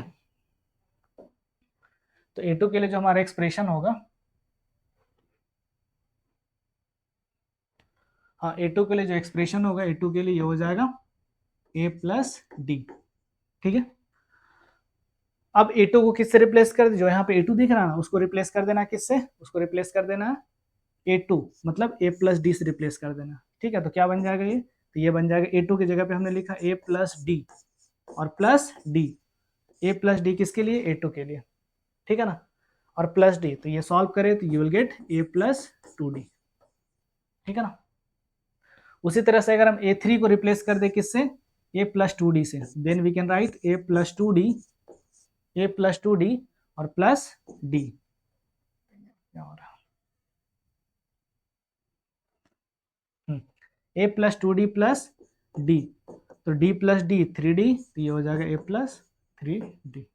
उसी तरह से हम A4 को रिप्लेस कर दें, यहाँ पे A4 जो दिख रहा है उसको रिप्लेस कर दे A प्लस 3D से, तो हमारा जो ये एक्सप्रेशन बनेगा फिफ्थ टर्म के लिए, ये हो जाएगा A प्लस 3D और plus D, that is A plus 4D, ठीक है।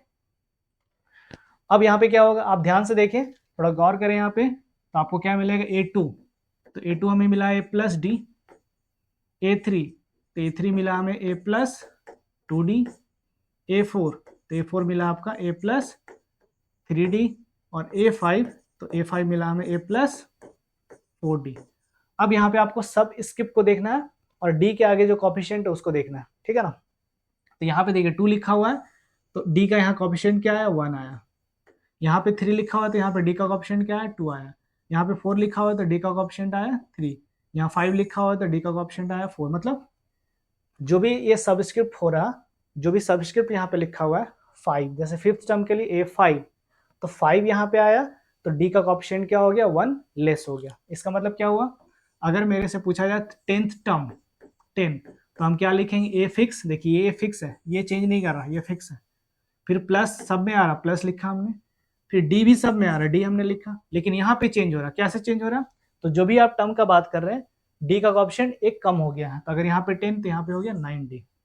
ठीक है, तो इन जनरल हम क्या बोल सकते हैं, इन जनरल हम बोल सकते हैं, ठीक है, इन जनरल क्या बोल सकते हैं, अगर nth टर्म निकालना हो इस तरह से आप रिप्लेस करके सॉल्व कर सकते हैं इजिली। ठीक है, ऑलरेडी हमने एक्सप्लेन कर दिया। ठीक है, देख सकते हैं यहाँ पे इस तरह से लिखा हुआ है। तो इन जनरल अगर हम बात करें, तो इन जनरल अगर nth टर्म का बात करें, तो फर्स्ट टर्म जो फिक्स था प्लस हमने लिख दिया यहाँ पे।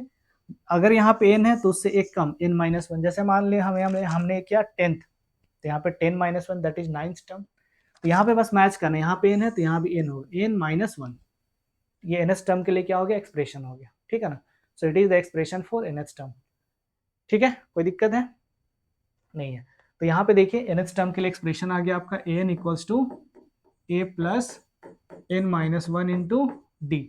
इसी को हम लोग क्या बोलते हैं, लास्ट टर्म भी बोलते हैं, इसी को हम लोग जनरल टर्म भी बोलते हैं। ठीक है, चलिए। अच्छा, कभी कभी ना आप देखेंगे nth टर्म को किसी किसी बुक में या कभी कभी tn भी लिखा जाता है, तो tn का मतलब nth टर्म ही होता है। ठीक है, इट इज सेम एक्सप्रेशन होगा a plus n-1 into D, बस रिप्रेजेंटेशन अलग अलग है। an का मतलब nth टर्म, tn का मतलब भी nth टर्म, वही चीज है। ठीक है, चलिए अब कुछ क्वेश्चन करेंगे जो nth टर्म पे बेस यहाँ पे होगा। ठीक है, तो यहाँ पे एक टेबल दिया हुआ है, ऐसे क्वेश्चन है एनसीईआरटी का ही, और यहाँ पे देख सकते हैं टेबल का फर्स्ट क्वेश्चन जो था, इसमें इस तरह से कुछ डेटा दिया हुआ है। इसमें आप देखेंगे फर्स्ट टर्म आपका 7 है। ठीक है ना, यहाँ पे लिख लेते हैं हम, फर्स्ट टर्म आपका 7 है, कॉमन डिफरेंस 3 है, एंड नंबर ऑफ टर्म्स जो है 8 है। तो आपको निकालना ए एन।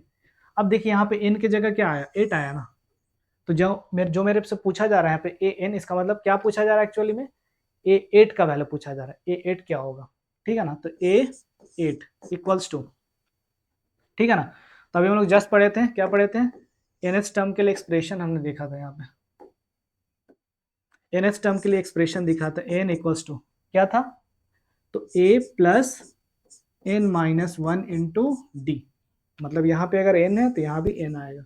तो एट्थ टर्म, तो ए 8 इक्वल्स टू ए प्लस 8, जैसे यहाँ पे 8 तो यहाँ भी 8 आएगा, और -1 इंटू डी। आप डायरेक्टली भी लिख सकते हैं एक कम करके, यहाँ पे अगर यहाँ पे 8 तो यहाँ पे 7, यहाँ पे 10 तो यहाँ पे 9, यहाँ पे 50 तो यहाँ पे 49। ओके, तो ये हो जाएगा 8 equals to A plus 7d। We have already have the value, A value of A and D here, तो हम लोग के पास वैल्यू है ऑलरेडी, यहाँ पे ए का वैल्यू 7 और डी का वैल्यू 3, तो 7 प्लस 21 दैट इज 28। ठीक है, तो यहाँ पे 8th टर्म आपको nth टर्म निकालना था, nth टर्म मतलब जनरली आपको जनरल टर्म नहीं निकालना क्योंकि n का वैल्यू यहाँ पे दिया हुआ, तो 8th टर्म का वैल्यू क्या हुआ आपको निकालना था। तो इस सीक्वेंस में जो भी सीक्वेंस बनेगा उसमें 8th टर्म क्या होगा, तो 8th टर्म का वैल्यू जो होगा वो 8वें नंबर पे कौन आएगा, तो 8वें नंबर पे 28 आएगा। सही है, ठीक है, चलिए बढ़ते आगे। सेकंड क्वेश्चन में ये कुछ ऐसे दिया हुआ था, तो यहाँ पे ब्लैंक स्पेस में क्या दिया हुआ है, डी, मतलब डी का वैल्यू यहाँ पे निकालना सेकंड पार्ट के लिए। तो फर्स्ट टर्म -18, डी हमें निकालना है, एन के जगह पे दिया हुआ 10, और एन का वैल्यू दिया हुआ है 0, nth टर्म का वैल्यू है 0। ठीक है ना, तो डी का वैल्यू हमें चाहिए, तो we know that N equals to A plus n-1 into D. N के जगह पे हम लोग रखेंगे 10 यहाँ पे, तो ए एन मतलब 10th टर्म का वैल्यू दिया हुआ है 0, अगर यहाँ पे 10 रख दे इनके जगह पे तो क्या हो जाएगा, 8-10 हो जाएगा। तो 10th टर्म का वैल्यू दिया हुआ है, यहाँ पे लिखते हैं 8-10 equals to A plus 10-1 9d। अब बाकी वैल्यू तो हमें दिया हुआ है यहाँ पे, 8-10 0 इक्वल्स टू ए का वैल्यू यहाँ पे दिया हुआ था फर्स्ट टर्म -18,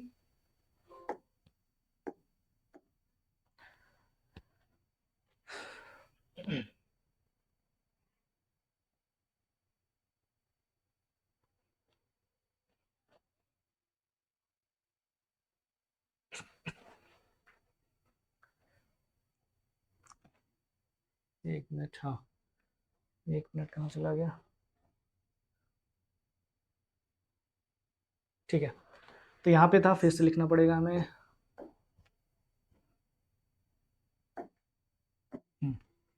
ठीक है, तो ए एन का वैल्यू 10 था ना, तो A N equals to A 10 equals to A plus 9d। Tenth term, तो tenth term is 0, first term -18 plus 9 into D. अब इस इक्वेशन को सॉल्व करके डी का वैल्यू निकालना है, तो -18 जब इधर आएगा तो +18 हो जाएगा, तो 0 + 18 जो डायरेक्टली कर सकते हो डायरेक्टली ही करेंगे, तो 18 इक्वल्स टू 9d। तो यहाँ से d का वैल्यू हो जाएगा 18/9, और we can write d equals to 9 1 जा 9, 9 2 जा 18। ठीक है, तो d का वैल्यू हो गया 2। ठीक है ना, तो यहाँ पे जो d का वैल्यू होगा वो हो जाएगा 2। ठीक है, चलिए आगे बढ़ते हैं।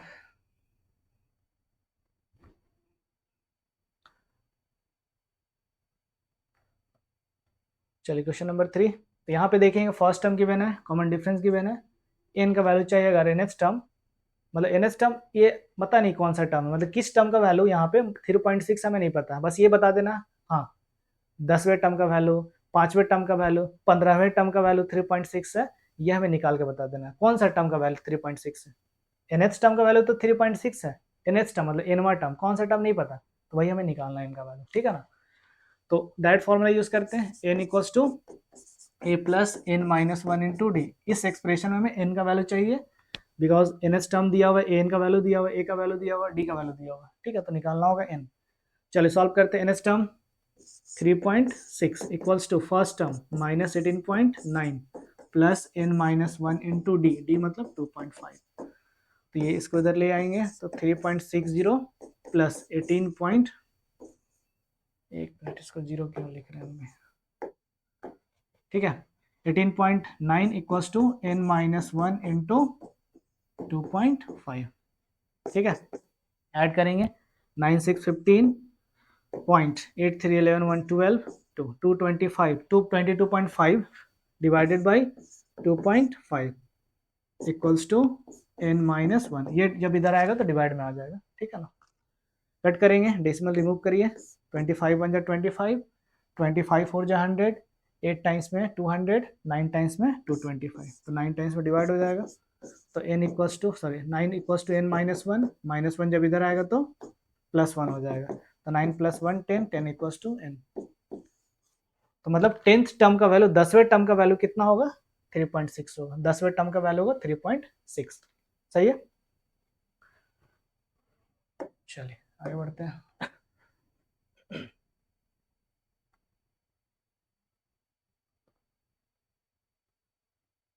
ठीक है, अब यहाँ पे इस क्वेश्चन में फर्स्ट टर्म आपको फाइंड करना है, डी का वैल्यू गिवन है, एन का वैल्यू गिवन है, और एन एच टर्म का भी वैल्यू दिया हुआ है यहाँ पे। ठीक है ना, तो nth term that is N equals to, we know that N equals to A plus N minus 1 into D. Nth term -5, first term नहीं पता, प्लस एन का वैल्यू गिवन है 18, तो 18 माइनस 1 17, और डी का value -3। अब इसे solve कर लेना बस। सो -5 ये हो जाएगा -51, जब इधर शिफ्ट करेंगे हम तो ये +51 हो जाएगा इक्वल्स टू ए। ठीक है, माइनस कीजिए, कितना हो जाएगा, माइनस करेंगे तो ये हो जाएगा 46 इक्वल्स टू ए। ए का वैल्यू, फर्स्ट टर्म का वैल्यू हो गया 46। ठीक है ना, ठीक है, चलिए अब इस टाइप का क्वेश्चन आई होप कर लेंगे। तो यहाँ पे क्वेश्चन है 30th term of the AP, ये मेरे पास एक एपी है, तो इसका 30th टर्म क्या होगा। 30th टर्म, इस सेंटेंस को देखिएगा, 30th टर्म का मतलब क्या पूछा जा रहा है हमसे, ए 30 का वैल्यू पूछा जा रहा है, ए 30 का वैल्यू पूछा जा रहा है हमसे। ठीक है ना, ए 30 का वैल्यू, तो अगर हमें ए 30 निकालना होगा तो हमें पता है ना, N equals to A plus, N equals to A plus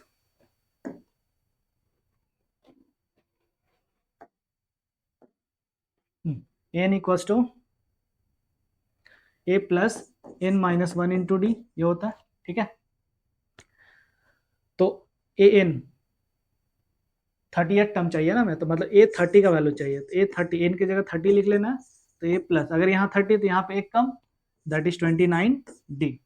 first first term ये हो गया आपका 10 प्लस 29 इंटू डी, डी मतलब किसी भी टर्म को पहले वाले से माइनस करेंगे, तो 7 minus 10, 7 minus 10 you will get minus 3, तो ये हो जाएगा आपका -3, सो 10 माइनस कितना हो जाएगा 33 जो 90 87, ठीक है -87, तो आंसर विल -77, ठीक है। तो 38 टर्म का वैल्यू कितना हो जाएगा यहाँ पे -77, ठीक सही है ना, ठीक है। चलिए बढ़ते हैं आगे।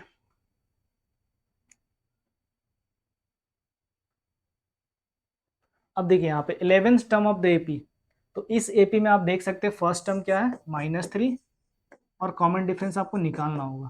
तो कॉमन डिफरेंस के लिए किसी भी टर्म को, जैसे second term minus first term, तो सेकेंड टर्म -1/2 माइनस ऑफ -3, ठीक है ना। तो -1/2 माइनस इंटू माइनस +3, अगर हम सॉल्व करें तो 2 -1 + 6, सो इट विल बी 5/2, तो कॉमन डिफरेंस या डी का वैल्यू मिला 5/2। ओके, तो हमें क्या निकालना था यहाँ पे 11th टर्म फाइंड करना था, तो ए 11 का वैल्यू चाहिए, तो इसको लिखा जा सकता है a प्लस 11 से एक कम, दैट इज 10d। फॉर्मूला क्या होता है an equals to a plus n-1 into D, ठीक है ना। First term -3 plus 10 into common difference 5/2, 2 5 जा 10, तो यहाँ पे हो जाएगा -3 प्लस 25, तो -3 प्लस 25 22, तो 11th टर्म का वैल्यू हो जाएगा आपका 22, सही है।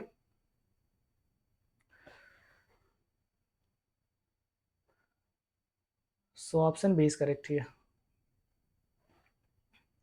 अब देखिए यहाँ पे क्या करना है आपको, मिसिंग टर्म निकालना है, ये बॉक्स के फॉर्म में यहाँ ब्लैंक बॉक्स जो दिया हुआ है उसके जगह पे क्या लिख सकते हैं, क्या फाइंड करना है, ठीक है ना, निकालना है इसका वैल्यू। तो बेसिकली आप इसको ऑब्जर्व करें तो क्या दिया हुआ है यहाँ पे, तो ये आपका फर्स्ट टर्म है दैट इज A2, ठीक है ना। और सेकेंड टर्म आपको निकालना है, सेकेंड टर्म का वैल्यू हमें नहीं पता है, ठीक है ना, सेकेंड टर्म का वैल्यू नहीं पता, लेकिन हाँ ये पता जरूर है कि A प्लस क्या हो जाएगा, यहाँ पे 2 है तो एक कम, तो 1d that is D, second term को ऐसे एक्सप्रेस करेंगे ना। और क्या दिया हुआ है, थर्ड टर्म यहाँ पे दिया हुआ है, third term a plus, third term को कैसे लिखेंगे a प्लस 2d, और इसका वैल्यू कितना है, तो ये है 26। a का वैल्यू पता है क्या, हाँ दिया हुआ है, ठीक है। इस क्वेश्चन में a का वैल्यू दिया हुआ है तो a के जगह पे 2 रखते हैं हम लोग, यहाँ पे 2 + 2d इक्वल्स टू 26, तो यहाँ से 2d इक्वल्स टू हो जाएगा 26 - 2, ठीक है 26 - 2, तो 26 - 2 इज 24, तो यहाँ से 2d इक्वल्स टू 24, तो d का वैल्यू हो जाएगा 12, 2 1 जा 2, 2 1 जा 2, 2 2 जा 4, ठीक है ना। तो कॉमन डिफरेंस कितना मिला हमें 2, अगर आपने निकाल लिया कॉमन डिफरेंस और आपको पता है first term, then you can find any term, कोई भी टर्म आप निकाल सकते हैं, क्योंकि यूज होता है उसमें कॉमन डिफरेंस और फर्स्ट टर्म ही आपको चाहिए होता है कोई भी टर्म फाइंड करने के लिए, ठीक है। तो हमें चाहिए था सेकेंड टर्म A2 चाहिए था, तो A2 को कैसे लिखेंगे, a प्लस और 2 से एक कम तो 1d, 1 लिखना नहीं होता ऑब्वियस होता हो तो केवल d लिखेंगे आप, ठीक है ना। First term is 2 plus 1 into common difference कितना आया था 12, ठीक है ना, कॉमन डिफरेंस यहाँ पे कितना था 12 था, तो ये हो जाएगा आपका 2 + 12 दैट इज 14 नॉट 24, 14, ओके। तो सेकेंड टर्म इज 24, ये जो बॉक्स दिया हुआ था ब्लैंक बॉक्स था यहाँ पे, उसके जगह पे क्या आ जाएगा 14 आ जाएगा, ठीक है ना।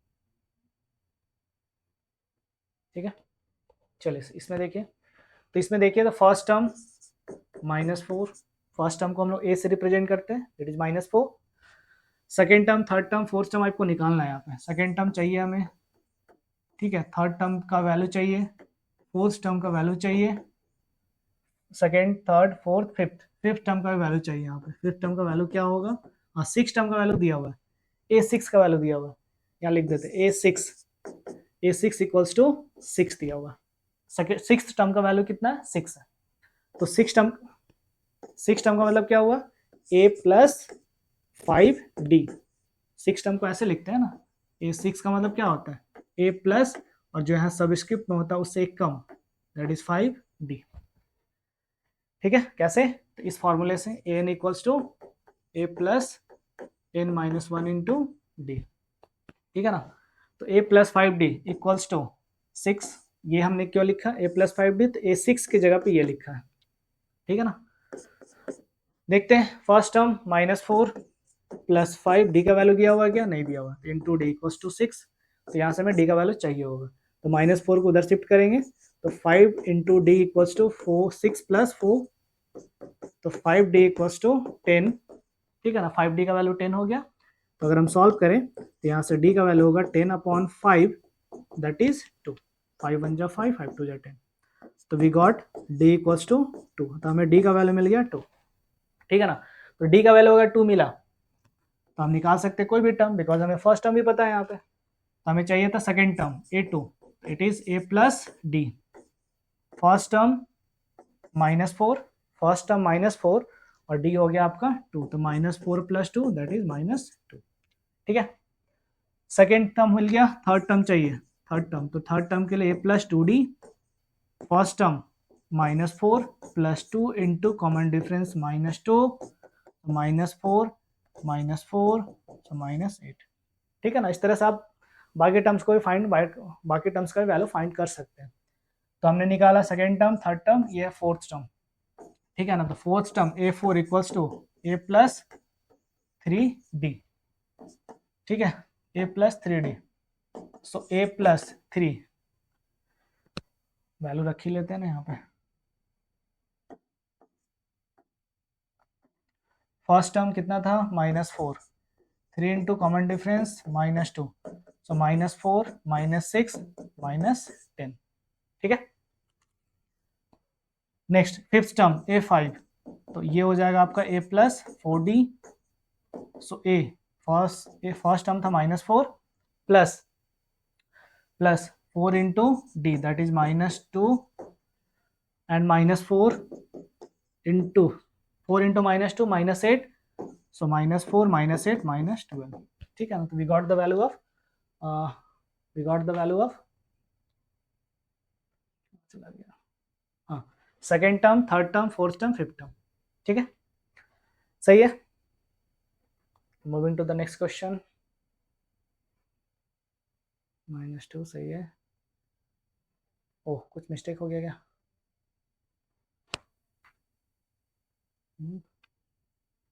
सही तो है, सही तो है, -4 डी का वैल्यू मिला -2, ठीक है, -4 यहाँ पे इसमें कैलकुलेशन मिस्टेक है, इसमें पीपीटी में कैलकुलेशन मिस्टेक है, ठीक है। चलिए आगे बढ़ते हैं, यहाँ पे देखते हैं। तो इसमें क्या क्या दिया हुआ है, इसमें दिया हुआ आपका फर्स्ट टर्म, ठीक है ना, फर्स्ट टर्म 5, सेकेंड टर्म नहीं पता, सेकेंड टर्म मिसिंग है यहाँ पे, सेकेंड टर्म का वैल्यू चाहिए, थर्ड टर्म भी मिसिंग है, थर्ड टर्म का वैल्यू भी चाहिए हमें, हाँ फोर्थ टर्म का वैल्यू दिया हुआ a4, ये दिया हुआ 9 होल 1/2, सो 18, 9 2 18 + 1 19/2, ठीक है। तो फोर्थ टर्म का वैल्यू 19/2, ठीक है, तो लिख देते हैं यहाँ पे a4 इक्वल्स टू 19/2, ठीक है ना। तो यहाँ पे क्या हो जाएगा, फोर्थ टर्म मतलब a+3d, ऐसे लिखते हैं ना हम लोग, क्योंकि हमें पता होता है nth टर्म के लिए एक्सप्रेशन क्या आया था, तो nth टर्म के लिए एक्सप्रेशन था, एक बार लिख लेते हैं, an equals to a+n-1 into D, ठीक है। अगर हमने यहाँ पे n लिखा तो उससे एक कम यहाँ पे होता है, डी का ऑप्शन जो भी आपको टर्म चाहिए उससे 1 लेस होता है।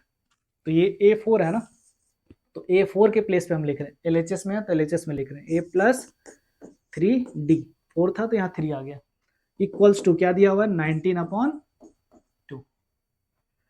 फर्स्ट टर्म का वैल्यू है 5 + 3 इंटू डी का वैल्यू नहीं पता, इक्वल्स टू 19/2, सॉल्व करते हैं, 3d equals to 19/2 -5, LCM of 2 and 1 is 2, so 3d equals to 19 minus 10/2, 3d equals to 19 minus 10, it is 9, तो 9/2, तो d का वैल्यू हो जाएगा 3 1 जा 3, 3 3 जा, यहाँ सब कट कर सकते हैं, सो इट इज 3/2, तो d का वैल्यू मिल गया।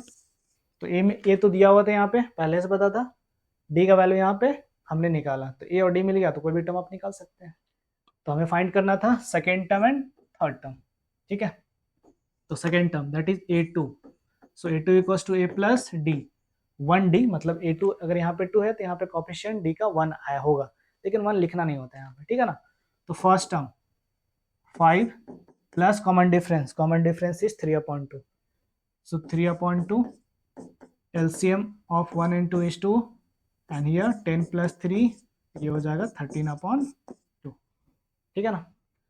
सेकेंड टर्म, थर्ड टर्म निकालते हैं, थर्ड टर्म, तो थर्ड टर्म ए प्लस 2d, यहाँ पे 3 तो यहाँ पे 2। First term 5 plus 2 into D common difference that is हमने निकाला था अभी 3/2, 2 will cancel out each other, 5 plus 3 so it will be 8, ठीक है। तो second term is 13/2 and third term is 8, ठीक है।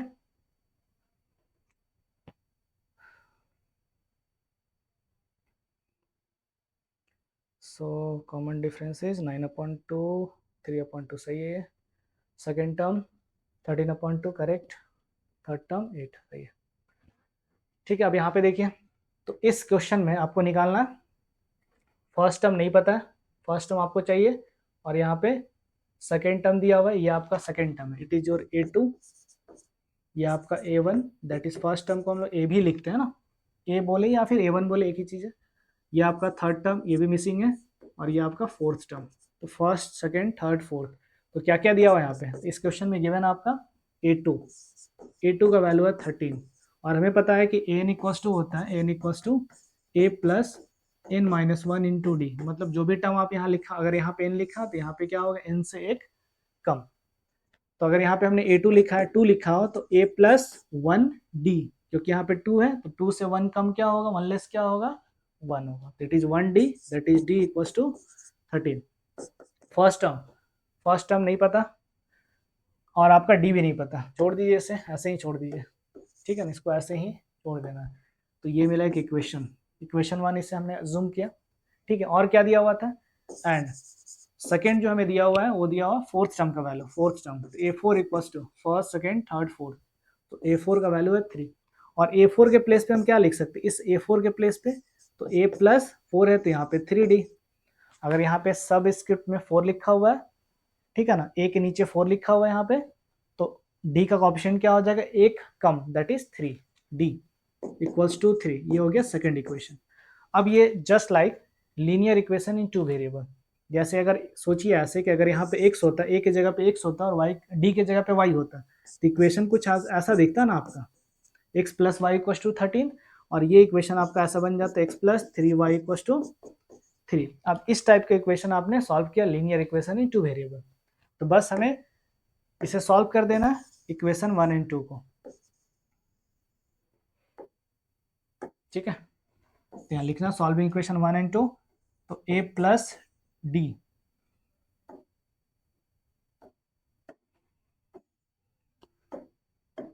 a plus D equals to 13, और यहाँ पे इसके ऊपर ही लिख लेते हैं a plus 3d equals to 3, sign change करेंगे, ठीक है ना, माइनस करें दोनों इक्वेशंस को, तो ये a will cancel out each other, 3d minus D it is 2d, बताइए ये 3d, और ये साइन अब यूज करेंगे, मतलब जो साइन आपने चेंज किया उसको अब देखना, उस पहले वाले को नहीं देखना, 3d माइनस डी 2d, और यहाँ पे -13 प्लस 3, तो -13 प्लस 3 ये हो जाता है -10, तो 2d equals to -10, so d will be -10/2, so d का वैल्यू होगा -5, ठीक है ना, तो d का वैल्यू मिल गया।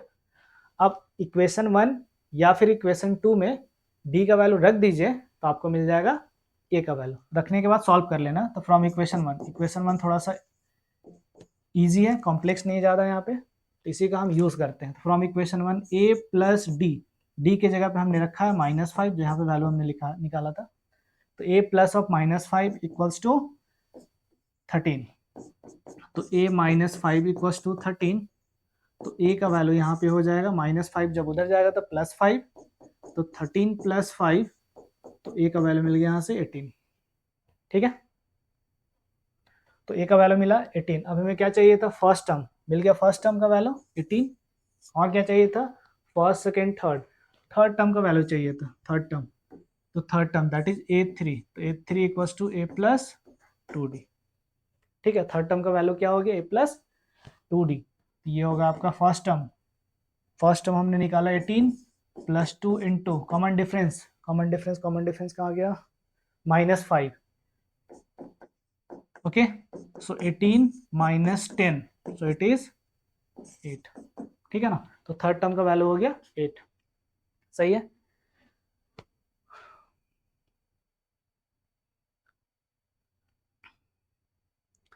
-5, फर्स्ट टर्म 18, थर्ड टर्म 8। ठीक है, चलिए, आई होप अब इस टाइप के क्वेश्चंस को आप कर सकते हैं। एक बार हम थोड़ा सा एक्सप्लेन कर देते हैं यहाँ पे। ठीक है, ये आपका फर्स्ट टर्म निकालना है, सेकेंड टर्म गिवन है। सेकेंड टर्म a2 का वैल्यू है 38, a2 मतलब a plus D equals to 38। एक इक्वेशन बना है यहाँ पे।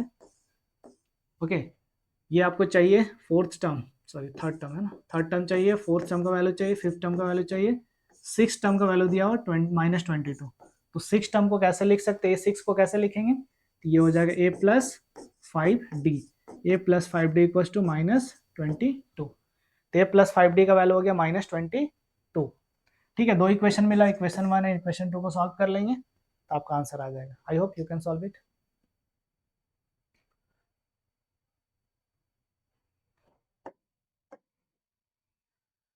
ठीक है, आप देख सकते हैं यहाँ पे सॉल्यूशन, आप चाहे तो स्क्रीनशॉट भी ले सकते हैं इसका, है ना।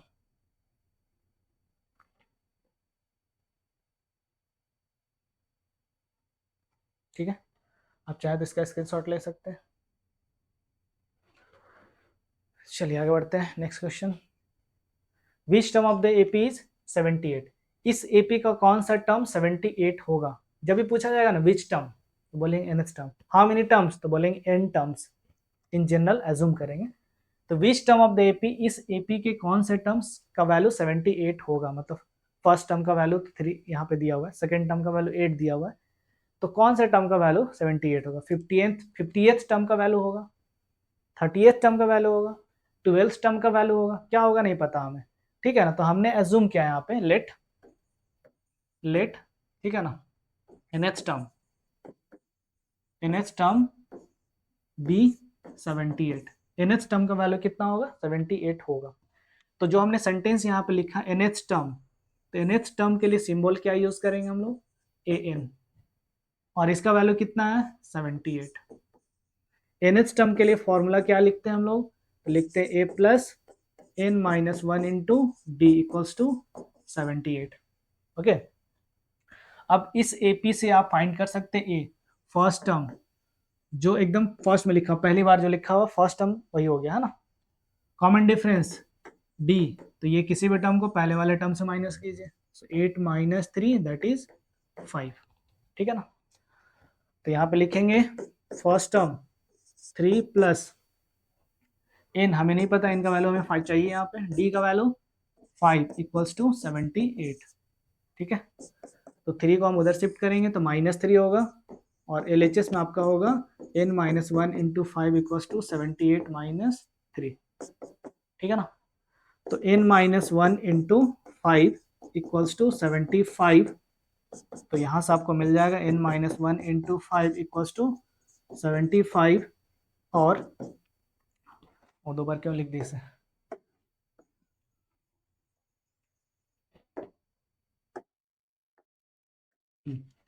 तो 5 जब उधर जाएगा तो डिवाइड में आ जाएगा, तो 5 1 जा 5, ठीक है, 5 5 जा 25, तो n माइनस 1 इक्वल्स टू 15, तो -1 जब उधर जाएगा तो +1, तो 15 + 1 16। ठीक है, तो 16th टर्म का वैल्यू कितना होगा 78, that is A16, 16th term का वैल्यू है 78। सही है, चलिए आगे बढ़ते हैं।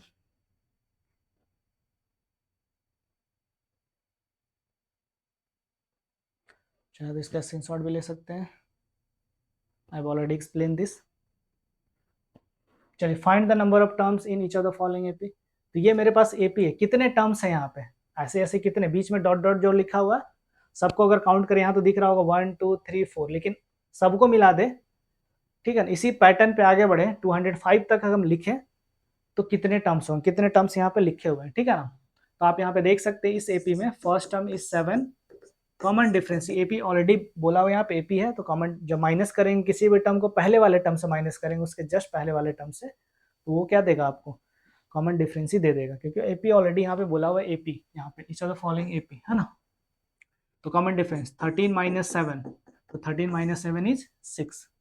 अब इस एपी में देखिएगा ये लास्ट टर्म है, लास्ट टर्म इस एपी का लास्ट टर्म क्या है, तो 205। तो लास्ट टर्म को ही तो nth टर्म बोलते थे ना हम लोग, तो यहाँ पे जो लास्ट टर्म है, लास्ट टर्म उसका वैल्यू कितना है, तो ये दिया हो 205, और लास्ट टर्म को ही तो हम लोग बोलते थे nth टर्म,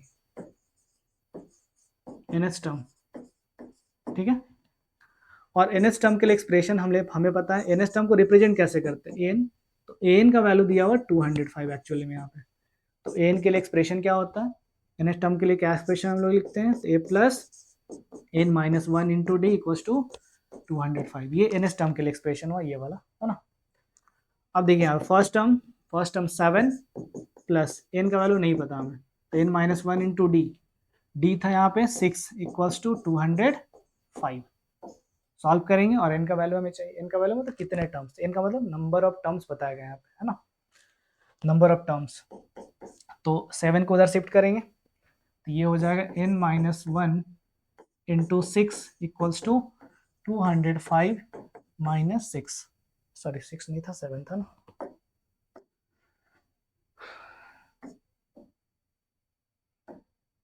तो ये आपका 7, ठीक है।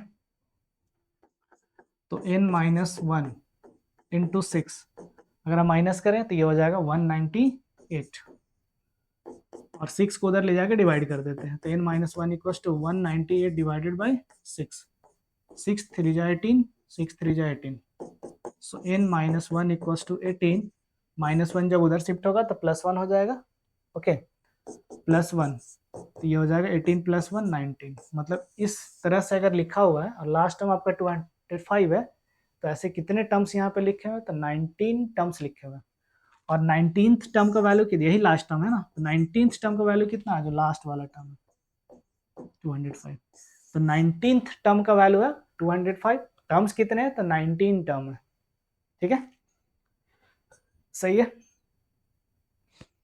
चलिए moving to the next question, वही नंबर ऑफ टर्म्स निकालना है, यहाँ पे लास्ट टर्म दिया हुआ है, लास्ट टर्म है, ठीक है, उस तरह से बन जाएगा, आप कर सकते हैं इसे सॉल्व।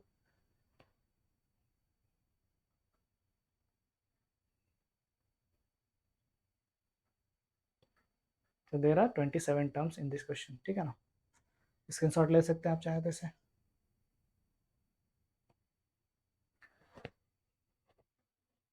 देखिए अब हमें ये क्वेश्चन में चेक करना है, ठीक है ना, इस क्वेश्चन के लिए चेक करना है, ठीक है,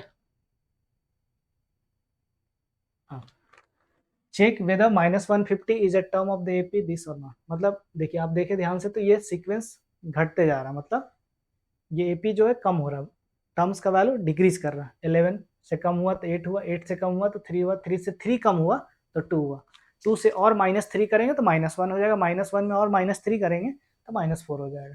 तो क्या ऐसा कम करते जाए, तो कोई भी ऐसा टर्म आएगा क्या जिसका वैल्यू -150 होगा, कोई भी टर्म का वैल्यू -150 होगा क्या यहाँ पे, तो हमें अभी नहीं पता, तो मान लेते हैं कि nth टर्म का वैल्यू -150 है, मान लिया, अब n का वैल्यू वो सही है गलत तो बाद में देखेंगे, कैसे चेक होगा ये, तो जब आपने बोला nth टर्म को 150 बोला, nth टर्म का वैल्यू हमने बोला -150 होगा, ठीक है, nth टर्म का वैल्यू हमने क्या अज्यूम किया, -150 होगा, अगर ये सही है हमारा एजम्पशन, तो n का वैल्यू कोई पॉजिटिव इंटीजर आएगा, n का वैल्यू क्या आएगा, पॉजिटिव इंटीजर आएगा, मतलब 1 आ जाए, 2 आ जाए, 3 आ जाए, 4 आ जाए, नेगेटिव नहीं आएगा, नेगेटिव नहीं आना चाहिए, और फ्रैक्शन में नहीं आना चाहिए, डेसिमल में नहीं आना चाहिए, ठीक है ना, इंटीजर आना चाहिए।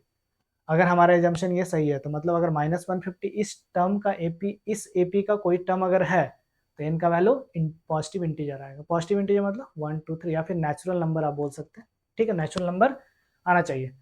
देखते हैं, तो लेट nth टर्म बी -150, तो जो हमने सेंटेंस यहाँ पे यूज किया nth टर्म, तो nth टर्म के लिए रिप्रेजेंटेशन कैसे करते हैं, तो an इक्वल्स टू -150, ठीक है। an का मतलब क्या होता है, तो an का मतलब होता है an के लिए एक्सप्रेशन, तो a plus n minus 1 into D equals to -150, ठीक है। इस एपी में इस एपी में फर्स्ट टर्म है आपका 11, ठीक है, कॉमन डिफरेंस, तो किसी भी टर्म को उसके पहले वाले टर्म से माइनस करेंगे, दैट इज 8 माइनस 7। तो 8 माइनस 7 क्या हो जाएगा आपका, 8 माइनस 11 दैट इज -3, ठीक है। तो कॉमन डिफरेंस का वैल्यू है -3। तो first term 11 plus n minus 1 into D, D is -3 equals to -150, ठीक है। 11 को उधर शिफ्ट करते हैं, so n minus 1 into 11, n minus 1 into -3 equals to -150 minus 11। तो यहाँ से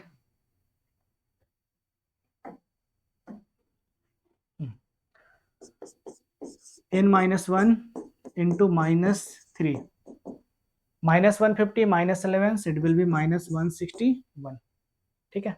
सॉल्व करते हैं, so n minus 1 equals to -3, जब उधर जाएगा तो डिवाइड में आ जाएगा, -3 जब उधर आएगा तो डिवाइड में, तो -161 divided by -3, 3 will cancel out each other.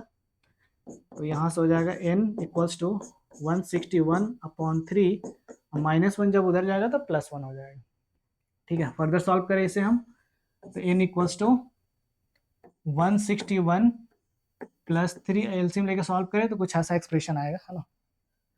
इसके नीचे 1 है, 1 और 3 का एलसीएम 3 हो जाएगा, तो 161 प्लस 3, तो ये होगा 164/3। आपको पता होगा 3 का डिविजिबिलिटी रूल क्या होता है, अगर कोई नंबर 3 से डिवाइड होगा तो सारे डिजिट्स का सम भी 3 से डिवाइड होगा या 3 के टेबल में आएगा। तो 6 + 1 7, 7 + 4 11, तो 11 3 के टेबल में नहीं आता, तो ये नंबर 3 से डिवाइड नहीं होगा, मतलब it is not an integer, not a positive integer, ठीक है।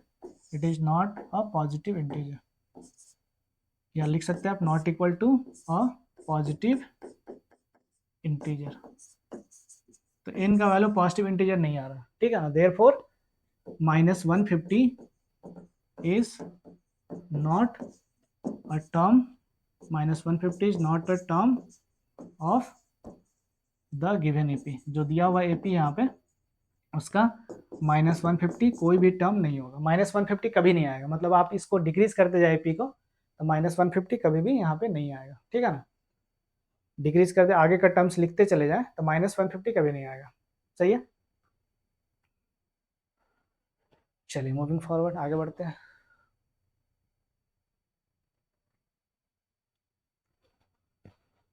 चलिए फाइंड द 31st टर्म। इस क्वेश्चन में क्या आपको 31st टर्म का वैल्यू फाइंड करना है यहाँ पे, ओके। एक मिनट,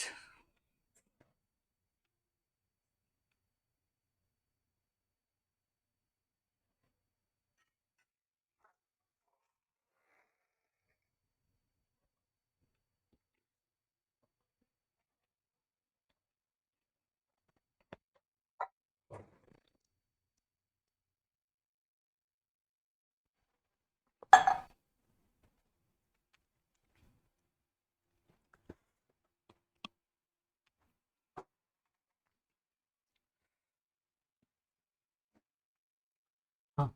तो इस क्वेश्चन में आपको करना क्या, 31st टर्म का वैल्यू निकालना, ठीक है। फाइंड द 31st टर्म, तो 31st टर्म मतलब हमें ये निकालना है, ए 31 का वैल्यू क्या होगा।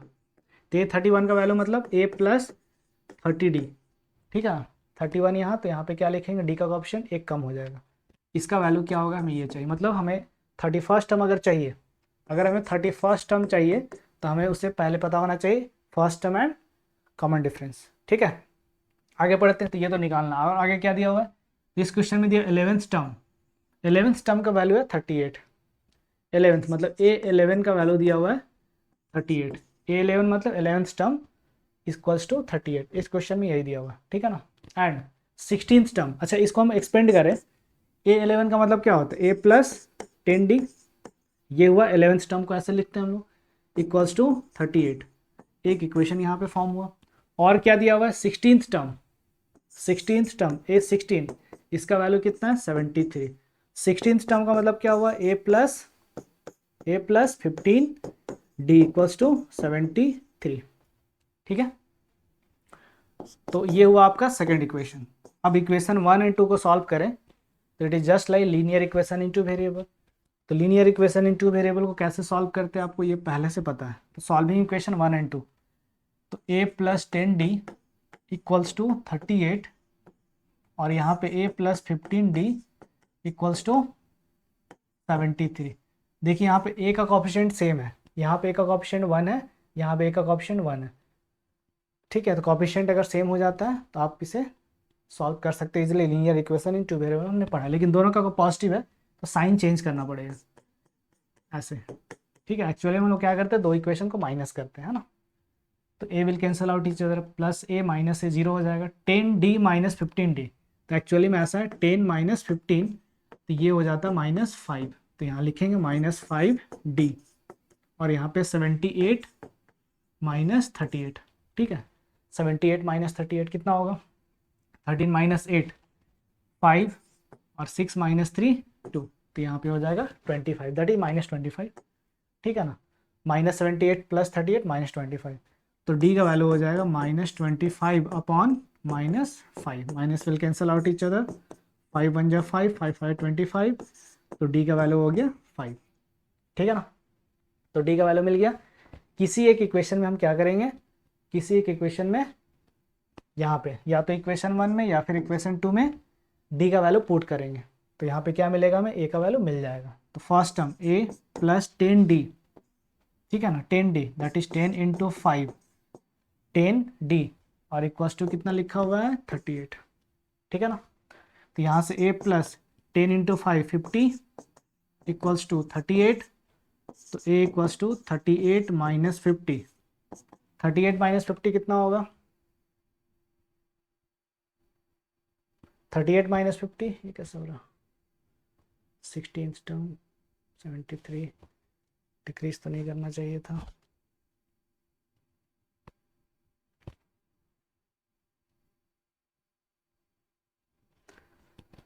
चलिए देखते हैं। ठीक है, कितना हो गया ये -12। ठीक है, तो फर्स्ट टर्म -12, तो फर्स्ट टर्म यहाँ पे आ गया -12। ठीक है ना, फर्स्ट टर्म का वैल्यू आया -12, तो common difference is 5 and first term is -12। कौन सा टर्म निकालना था हमें, 31st टर्म निकालना था, a31st का वैल्यू कितना होगा, a प्लस 30d। फर्स्ट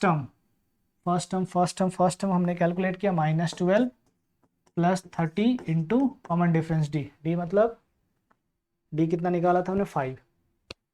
ठीक है ना, तो -12 3 5 जा 15 दैट इज 150। ठीक है, तो -12 प्लस 150, तो ये हो जाएगा आपका 138।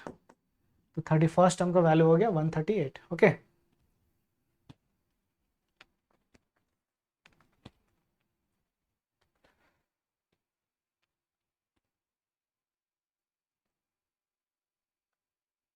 यहाँ मिस्टेक हो गया।